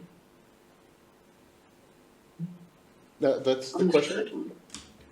That's the question? Yes. No. Are they unhappy? Yeah, well, studies don't show that. Studies actually demonstrate that the majority of people with cluster B are egosyntonic. They may not be happy, but we don't use the word happiness in clinical psychology, but they're egosyntonic in the sense that they feel good with who they are. They feel good within their skins. They are self-justifying. So they create narratives that justify their behaviors. They don't possess most of them don't possess what we call conscience, so there's no remorse and no regret. They have very powerful defenses against shame and guilt. So the time that they spend experiencing negative effects which are uncomfortable, the time is very limited. They do experience a lot of other negative effects. They have negative affectivity. Negative affectivity is a trait of cluster B. But these negative effects are externalized effects, like anger, envy, hatred, rage. So these are actually effects that support the self-narrative. Like I'm envious because I'm superior, and I'm not recognized as superior, or I'm angry because people misbehave, or whatever. So they self-justify even the negative effects. But if we're talking about a more narrow definition of ego syntony and ego dystony, they are largely ego syntonous. Most of the time they're ego syntonous. So it's very little ego dystony. However, they all go through repeated crises. So for example, the narcissist experiences narcissistic mortification and becomes highly ego dystonious. There's ego dystony. The borderline experiences a type of anxiety that is known as engulfment anxiety. When she experiences intimacy, she gets terrified. She runs away, approach avoidance. So in the avoidance phase, she's ego dystonious. But statistically speaking, most of the time they are happy-go-lucky.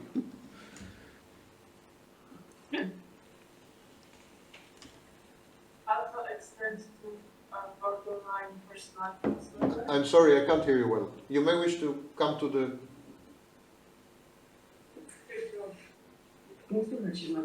Is there a microphone there, maybe? Is there a microphone that people can use? Do you have a microphone there that people can use? Najlepiej podejść bliżej w takim razie. Jak ktoś ma zadać pytanie, to będzie lepiej podejść. Po prostu tutaj blisko mnie, podejść. Yes, I agree. Come here. Does that extend to borderline personality disorder? I'm sorry, I didn't hear the beginning of your question. Can you repeat the whole question from A to Z? Does what you said about being happy-go-lucky, does that extend to borderline personality disorder? Because I know a person with borderline and they don't seem that happy. You're So right. Borderline maybe there's that. Yes, borderline personality disorder are the least ego syntonous of all the four. The psychopaths and narcissists are the most ego syntonous, especially overt narcissists. There is a phase of narcissism or a variant of narcissism known as covert or vulnerable narcissists. And covert narcissists are usually unhappy. They are resentful, they're envious, they're bitter. The borderline is a complex picture. When the borderline is in the devaluation phase, or when she is escaping from intimacy and love, when she has engulfment anxiety, she would tend to be unhappy. However, she is very happy in the idealization phase, when she believes that she has found a rock or a special friend or someone to regulate her and so on. And I'm saying she, again, half of all borderlines are men. Yeah? And she would also tend to be very happy when she is self-justifying. Borderlines tend to self-justify a lot. They create narrative that justify their behaviors. However, borderlines, as opposed to narcissists and psychopaths, borderlines do experience shame and guilt and remorse. They do have these experiences, especially after the borderline acts out. So because of all this, borderline is capable of emotions, he's capable of empathy. Because of all this, borderlines are much closer to normal people in the sense that they do experience unhappiness much more than narcissists, psychopaths, and histrionic people. That's true.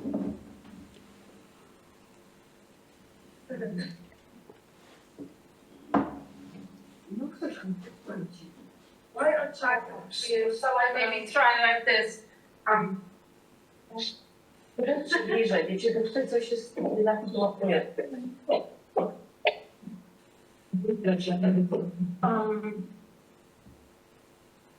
I can see you. If the person is not so much aggressive and not so much like playing a victim, but very easily offended, like every simple thing is like a huge negotiation, and kind of their first reaction is being offended, but not like aggressive or just traumatized or something that extreme. Could this also be like a sign of narcissism or cluster B? Not necessarily. Hypervigilance is, this what you're describing is called hypervigilance. Hypervigilance is thin skin, someone with a thin skin. They interpret every speech, act, and every behavior, and even body language. They interpret everything as an insult, as a slight, as an attack, as a criticism, so they have a thin skin. And this is known as, in clinical terms, hypervigilance. So hypervigilance is common not only in personality disorders, such as narcissistic personality disorder, paranoid personality disorder, borderline, but it is also common in other mental health issues. For example, there is something known as referential ideation, or ideas of reference. Referential ideation is when you believe that other people are talking about you. So you see a few people laughing in the corner, you're here, they're in the corner, they're laughing, and you say they're laughing about me. Or you see that they are gossiping in the corner, and you say they're gossiping about me. It's all about me. So that's an example of hypervigilance, which is not linked to any major mental health issue, but is linked to a mental health disturbance called referential ideation. Hypervigilance is also very, very common in people who have experienced trauma, complex trauma, CPTSD, or actual trauma, PTSD. In all post-traumatic conditions and states, you would tend to become hypervigilant. You would tend to try to interpret the behaviors of other people, and you will have what we call a negative bias. You will interpret their behaviors as something that is going to end badly for you, because you've been traumatized, you are sensitized. And so this is very common in complex post-traumatic stress disorder. If you have been in a bad relationship, a very bad relationship involving maybe physical violence or extreme verbal abuse, or you're very likely to become hypervigilant. So it's also a result of life experience. In short, hypervigilance is not a clinical feature. It's a behavior that is common to a very wide range of situations and mental conditions.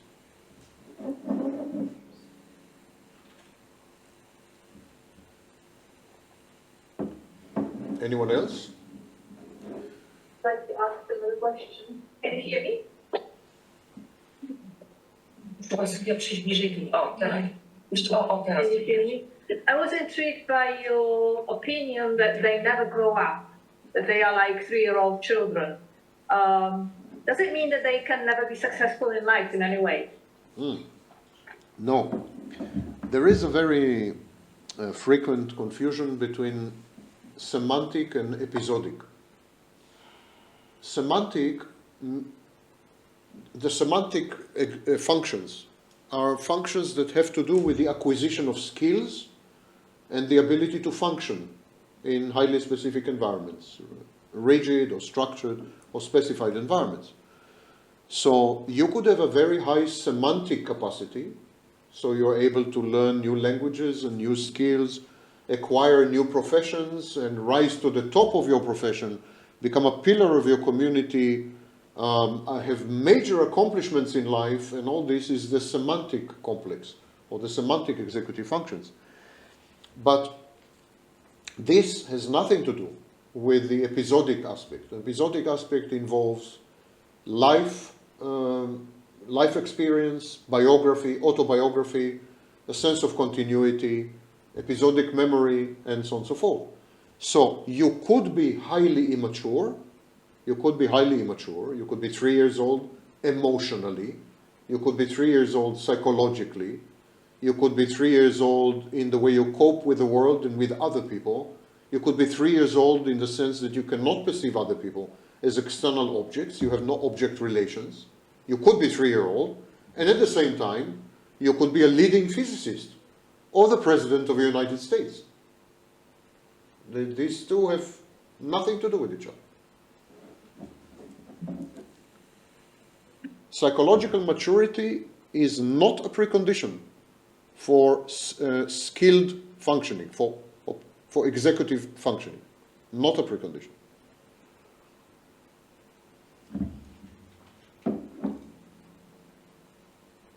It's very bizarre that you are there to look at the camera. I look at you, I look there. Okay. Okay, guys, your opportunity to grill a professor on Cluster B. Nothing you ever wondered about narcissists and psychopaths and movies you have seen, serial killers, you know, none of this comes to mind? You don't want to know if all psychopaths are serial killers? You don't want to know if all narcissists are a-holes and obnoxious people?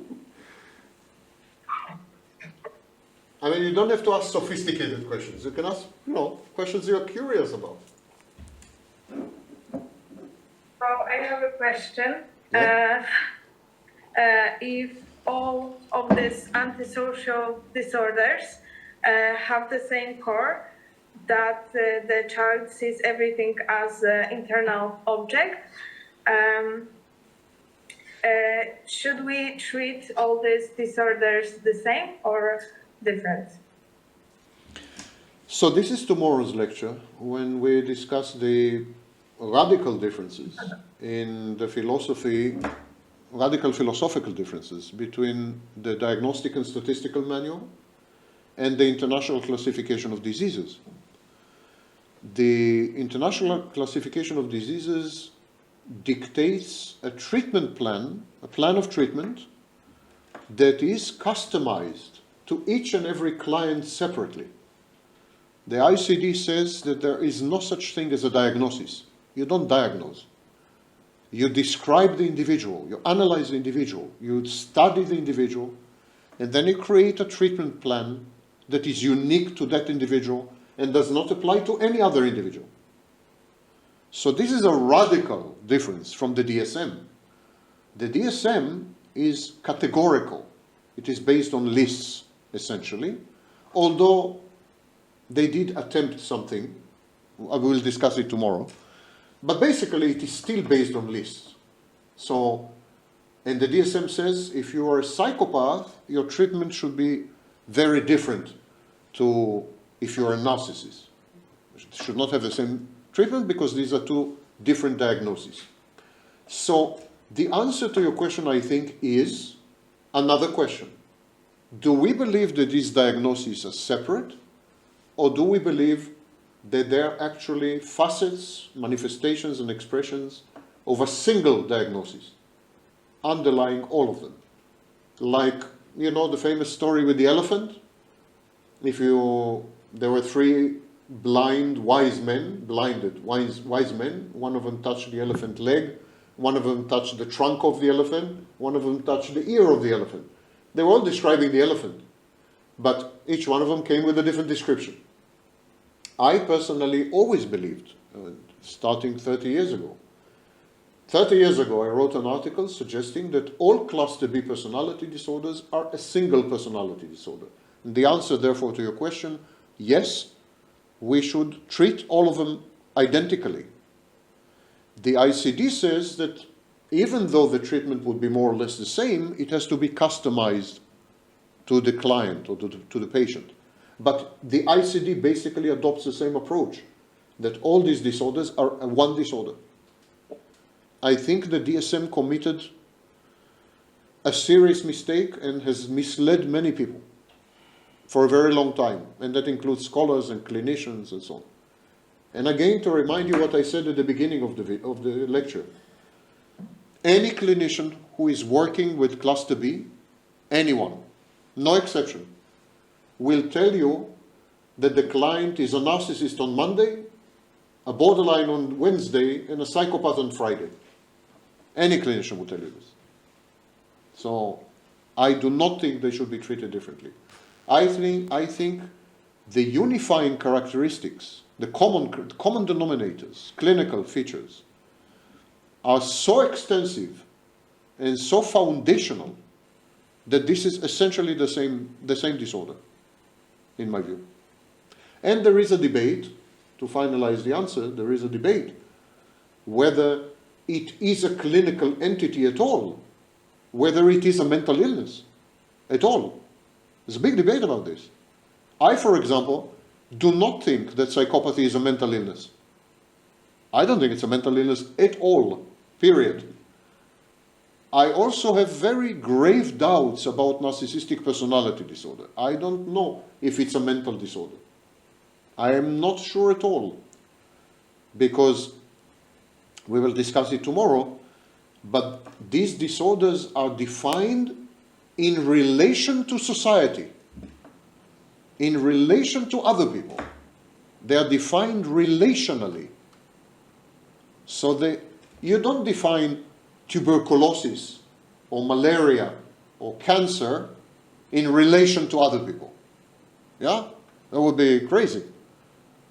Tuberculosis, malaria, cancer, they stand alone. They don't depend on a context. They don't depend on society. They don't depend on other people. They don't depend on your interactions. They are clinical entities.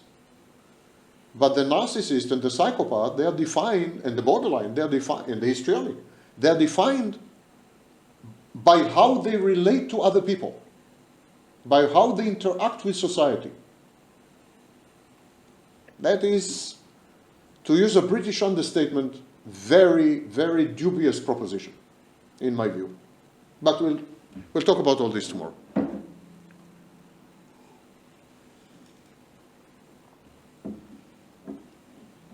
Okay. I have one question, Professor. Is Narcissus aware of what he's doing, that he hurts other people, or he isn't aware of that? People with cluster B personality disorders are fully aware of their actions, and most of them are fully aware of the consequences of their actions. So they are able to predict the outcomes of their actions. They're able to create a theory about the world and how the world functions. Yeah. They also theoretically know the difference between right and wrong, but what they do, they create narratives, they create explanations that are self-justifying. So a narcissist, for example, would abuse you, and he would say, I'm not abusing you, I'm waking you up. I'm doing this for your own good. I care about you. This is tough love. Or a psychopath would say, I stole money from you because you were stupid. It's your fault that you were not careful. Now you learn a lesson, and believe me, you will bless me. You will be happy that I took the money from you. So they create stories and narratives that justify their behaviors. They're fully aware, and they're fully aware of what's going to happen to people. They're fully aware that they're harming people. But they're not aware of their motivations. If you ask the narcissist or the psychopath, why are you doing this? They're at a loss. They don't know. They don't have self-awareness that is introspective. They can't see themselves because they don't exist. They don't have introspection because you cannot introspect if you don't exist. But they do see the world. So they know when they act on the world and in the world, they know everything. But they can't gaze inside because there's no inside. So they can't really tell you why they're doing what they're doing. All right. First off, can you hear me from this distance? I'm sorry? Can you hear me? Yes? All right. So I have a question, like a scenario. Let's say we work as a psychologist at a clinic for children, and we notice a personality disorder in parents. Let's say narcissistic personality disorder, and how to get them, the parents, to possibly get professional help. So it must be possible for them to disagree that anything wrong is going on with them. How to encourage parents to improve therapy and such? Yeah. You mean, Basically, how did I understand the Yeah. question? It's a psychologist who is working with children? That's what you asked? You work with their child, and you notice the parent. Okay, understood. But, So I understood correctly. Okay. The only way to negate or reverse or limit the development of a personality disorder in a child, if it's not too late, because if a child is 12, it's a serious problem. But in early child, I'm talking about the child themselves, about the parent. Like we are working with the child for, let's say, depression, and we notice in their parents that they have symptoms of personality disorder. if it is clustered B personality disorders, you can teach the parent to modify some behaviors which are detrimental to the child, but you are very unlikely to obtain or achieve any fundamental change in the parent. So your focus should be on the child, not the parent. You essentially give up on the parent. You teach the parent a few behaviors, like, I don't know, don't beat the child, or don't tell the child that they're stupid, or whatever. So behavior modification of the parent. But your entire focus should be on the child. And the only way to prevent damage to the child is what is known as modeling. You need to model someone the child can identify with and is an alternative to his parent. And this is Heinz Kohut. This is the work of Heinz Kohut in self-psychology. You can read more on Heinz Kohut's therapy transferences. So he suggested that the therapist should take the place of the parent knowingly, intentionally. And the therapist should encourage in the child the three transferences that I mentioned, so that the child can have an alternative parent figure with the correct transferences. The child will have a chance to develop normally, let's say. And this is basically the only thing you can do, modeling a healthy parent. Where the parent is unhealthy, you could be the healthy parent. And it's enough that you meet the child once a week, because modeling is not a function of exposure. Modeling is a function of quality and intensity and messaging, not how often the child sees you. So that's if you want to save the child. The parent is, even parents with extreme cluster B modify their behaviors. That has been known to have been accomplished. But the problem is not the behaviors of the parent. The problem is who the parent is, the subliminal messaging of the parent. What messages the parent is sending to the child by virtue of who they are, not how they behave. So we know, for example, that the empty schizoid core, this emptiness, is communicated to the child. There's nothing you can do about it. It's not a behavior.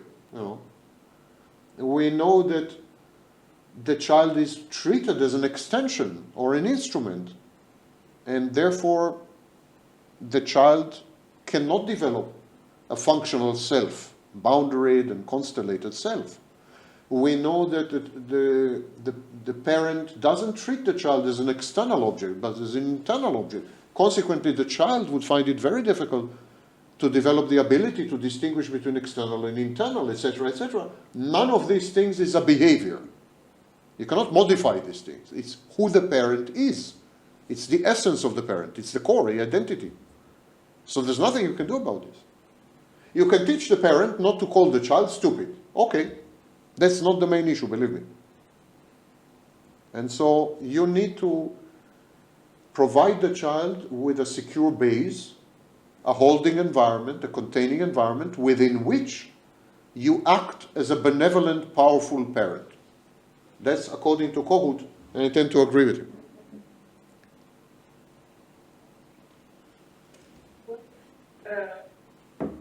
Is there how to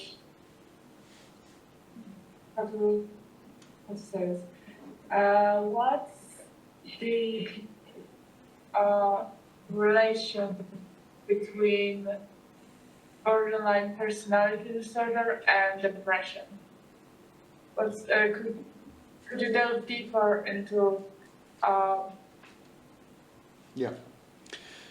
that? Depression of all kinds, including major depressive episode and cyclothymia to some extent, are very common in borderline personality disorder. The comorbidity or the co-occurrence of depression and borderline personality disorder is very high. Same with anxiety. Anxiety disorders are also very high. The borderline is unable to self-regulate. That's the core issue in borderline. You can get rid of all the other things, and what's left is emotion dysregulation and mood lability. So inability to regulate moods and inability to regulate emotions, put the two together, you get 90% of borderline. And so the inability to regulate moods implies that the borderline is cycling between depression and mania, or depression and euphoria.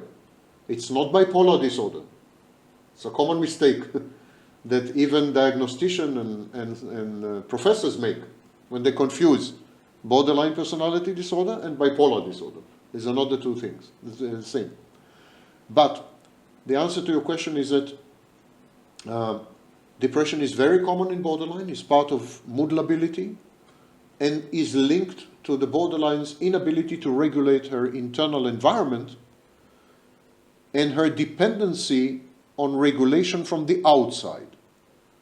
So when the regulation from the outside is not forthcoming, or is disappointing, or is threatening in some way, for example, when the regulation from the outside is linked to intimacy and love, the borderline then reacts with depression because she can't regulate. All the borderline's regulation comes from the outside. She has no self-regulation. Exactly like the narcissist. It's all coming from the outside. When you are dependent, you're healthy. You're not borderline, maybe, I don't know. But okay, you're healthy. If you are dependent, imagine that you are dependent on other people. You know what? Not for regulation, for food. You're dependent on other people for food. Like you can't obtain food except through other people. Wouldn't you be depressed? You'll be depressed. Dependency creates depression because dependency takes away your agency, your independence, your personal autonomy. It takes away all these things. It negates you. Dependency means you are not complete without the presence of the actions of another person. So dependency always leads to depression, even in healthy people. If you take a healthy person and they become dependent on another person, they will develop depression and anxiety. So the borderline is totally dependent on other people for critical ego functions, critical psychological functions, and this dependency is very depressing, I would say. And of course she's depressed all the time. There was a school in the 60s where they suggested that cluster B personality disorders are actually depressive illnesses, that they are forms of depression. Like they said that the child who is abused and traumatized is grieving. There is grief, there's mourning. The child grieves. The child grieves that it cannot become. The child grieves that it's not allowed to do something. So there's a lot of grief. And the grief is lifelong, what we call prolonged grief. So the grief is lifelong. And so some scholars in the 60s and later, they suggested that these cluster B personality disorders are actually grief reactions. It's just grief. And grief renders you dysfunctional. When you are grieving, you are less empathic. When you're grieving, you cannot notice the presence of other people. So, like, grief explains all this. When you're grieving, you're depressed, and so on. I do believe that there is an element of grief in cluster B personality disorders. I believe that they are grieving what they could have been and will never be. It's sad. Cluster B personality disorders are sad disorders. Not like, for example, paranoid personality or schizotypal or schizoid, which are not sad, they're just dysfunctional. But in cluster B there is sadness because you can see the child. If I work with someone with schizoid or paranoid, I can't see the child. I can see a disordered adult, you know, but when I work with a narcissist or a borderline or even a psychopath, I can see the child. Definitely, it's clear, it's evident, it's manifest, it's there. And it's not just any child, it's a crying child, traumatized child, broken child, a child in need, and so on. Now, of course, cluster B patients being who they are, they use this child. They use this child to seduce people, to tempt people, to bait people. They misuse this child. They give you access to this child, and then you bond with them, or you get attached to them, and then they abuse you. So you need to be careful. But you do see the child. We say in psychology, we say that all the mental health disorders can be divided into mad, bad, and sad. Yeah? You're either mad, or you're bad, or you're sad. So I think cluster B personality disorders are very sad. They're tragic.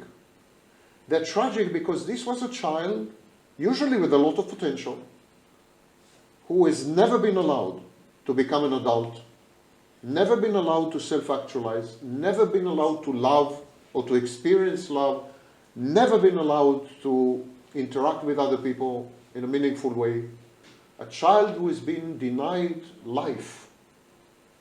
Harvey Cleckley, who wrote the brilliant masterpiece, seminal book, The Mask of Sanity, Harvey Cleckley said that cluster B, he called them psychopaths. Cluster B are people who have rejected life. I want to introduce a small correction. Cluster B are not people who have rejected life. Cluster B are people who life has rejected. They have been rejected by life. It's extremely tragic because you look at a narcissist and he could have been anything. He could have been anyone. He could have been happy and loving, and he has all the capacity, he has intelligence, he has the looks, but he's an invalid. It's a cripple. He has been crippled by his mother. Can you imagine anything more shocking than this? So it's a shocking state. It's a shocking group of disorders, which is probably why I'm studying it. And it has affinity to other shocking disorders, like psychotic disorders, schizophrenia, for example, autism spectrum disorders. In all these disorders, if I had to put all these disorders together, psychotic, cluster B, autism, I have to put them together under one label, I would call them denial of potential disorders. Denial of potential.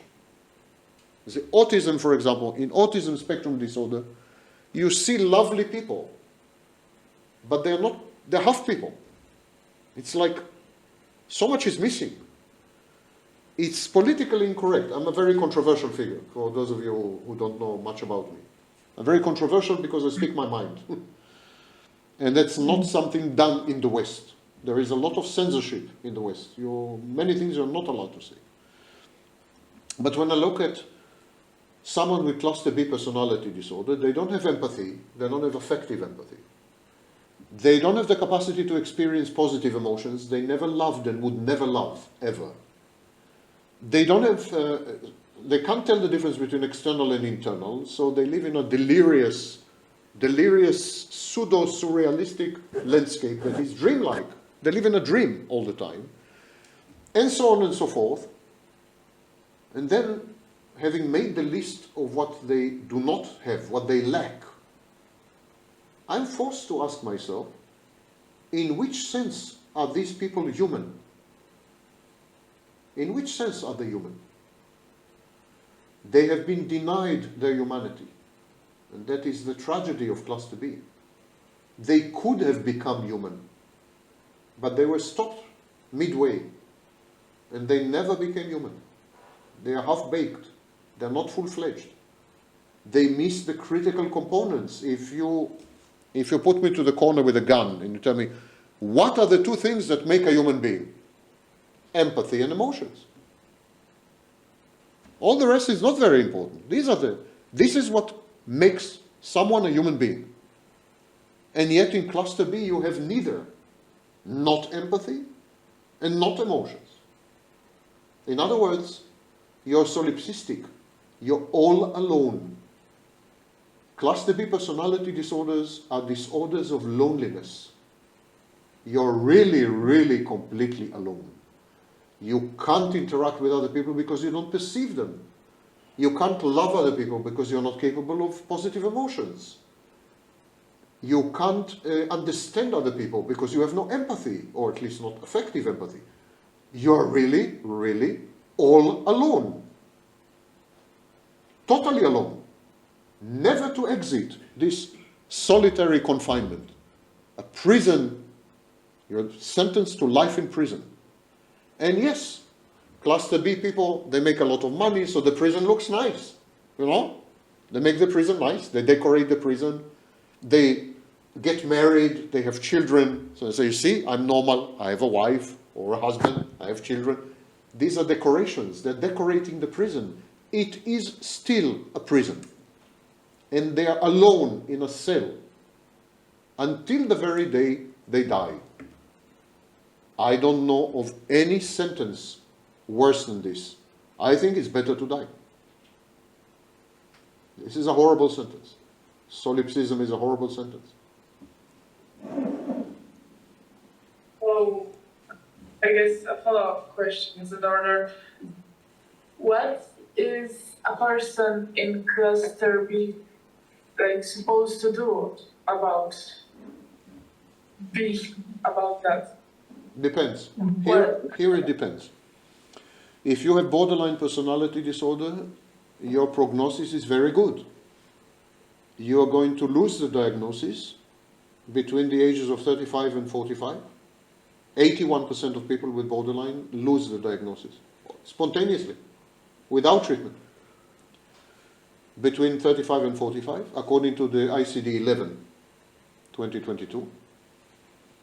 And if you don't lose the diagnosis between 35 and 45, you can have DBT therapy, dialectical behavior therapy, and it is efficacious, it's sufficient in 50% of the cases. So to put the two together, you have a 91% chance, 92% chance almost, to not be a borderline after age 45, and you have an 85% chance to not be a borderline after age 35. That's not bad. The prognosis is excellent for borderline, actually. When it comes to narcissists, the prognosis is a disaster, almost as bad as psychopaths. But you see, they have a defense. Narcissists and psychopaths have a defense. They don't feel that they need to change. They don't feel that anything is wrong. They don't feel that they need treatment. So, in a way, they're not suffering. There's no suffering in narcissism and psychopathy. When I said before that it is a life sentence and that it is horrible, it's the point of view of healthy people, not the point of view of the narcissist, not the point of view of the psychopath. They're happy-go-lucky. So the borderline will heal. She will lose, or he will lose the borderline. It'll be okay. Maximum age 45, you will be healthy. Not bad. Much better than many physical diseases. Yeah? And the narcissist and psychopath, they don't feel that they need to, so they're also okay. Everyone is okay, ultimately. In other words, it's not such a bad experience to have cluster B. It's just that when you look at it from the outside, it's a horror. It's a horror from the outside. It's a little like asking a robot, a kind of automaton or some device, how do you feel? Like asking artificial intelligence. How do you feel about being artificial intelligence? I've never been anything but artificial intelligence. How would I know how it feels? I mean, a narcissist has never been anything but a narcissist. So it's normal for him or for her. It's not something, that's why there's no ego dystomy. However, a narcissist has had a short period of time, pre-verbal period of time, until age 36 months. Until age 1 year, I'm sorry. And after that, between 1 year and 3 years, there were stages of more self-connectedness, stages where there was still a chance to have a normal life. So only when we look from the outside, we say, wow, it's so horrible. This baby had a chance to become normal, and the baby was not given the chance. But that's an external perspective, not internal. They're not suffering, if that's what you're asking. The borderline does. The borderline is suffering a lot, but the compensation is that she's going to lose the suffering at a stage where she can relatively have a life, still have a life. No. Why a child creates a false self? I think I explained it, so when I upload it to YouTube, you can watch it again.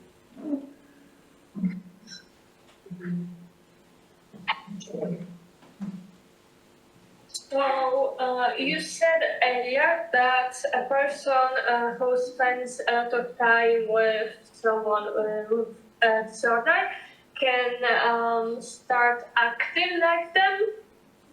And I have a couple questions to that. Why does that happen, and how can a person prevent that? Contagion has two pathways. I call it contagion. It's a bit like infectious disease. Contagion has two pathways.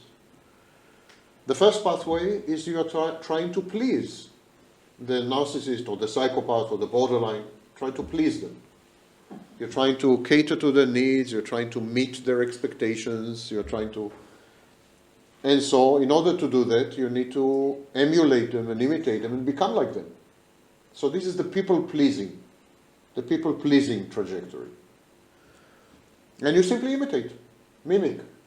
Also, when you are in a relationship with this kind of person, they infantilize you, they regress you, they don't allow you to be an adult. They force you to become a child because they take away your agency, your independence, your autonomy. They isolate you. So they become your reality testing. They take away your family, your friends. Gradually you become dependent and you're a child. And as a child, you mimic the adult. So the other person with the personality disorder becomes the adult and you become the child. And you mimic the adult. This is called modeling. So you imitate and emulate the person. So this is one path. The other path is that if you are reactive to the person with personality disorder, you need to behave the same. If the narcissist abuses you, you need to abuse him. If the borderline is dysregulated and all over the place and crazy making and so on, sooner or later you will be swept into the chaos and you will also be dysregulated. You'll also act in a crazy way because everything is unpredictable and mess, it's chaos. So the other path is that by reacting to them, you're actually adopting their strategies, their behaviors, and finally their traits. You become more and more narcissistic, less and less empathic, more and more dysregulated, and more psychopathic. If you're living with a psychopath, or if you're in interaction with a psychopath, and the psychopath is threatening you somehow, and if you're unable to avoid the situation, maybe a great strategy is to threaten him back, for example. They force you to adopt their behaviors. And this is known on the internet as reactive abuse. Yes, you become more and more similar to them. This is transient, and it's not like you became a narcissist or it's just behaviorally you imitate them. And it's passing, it's transient. There's no need to worry about this.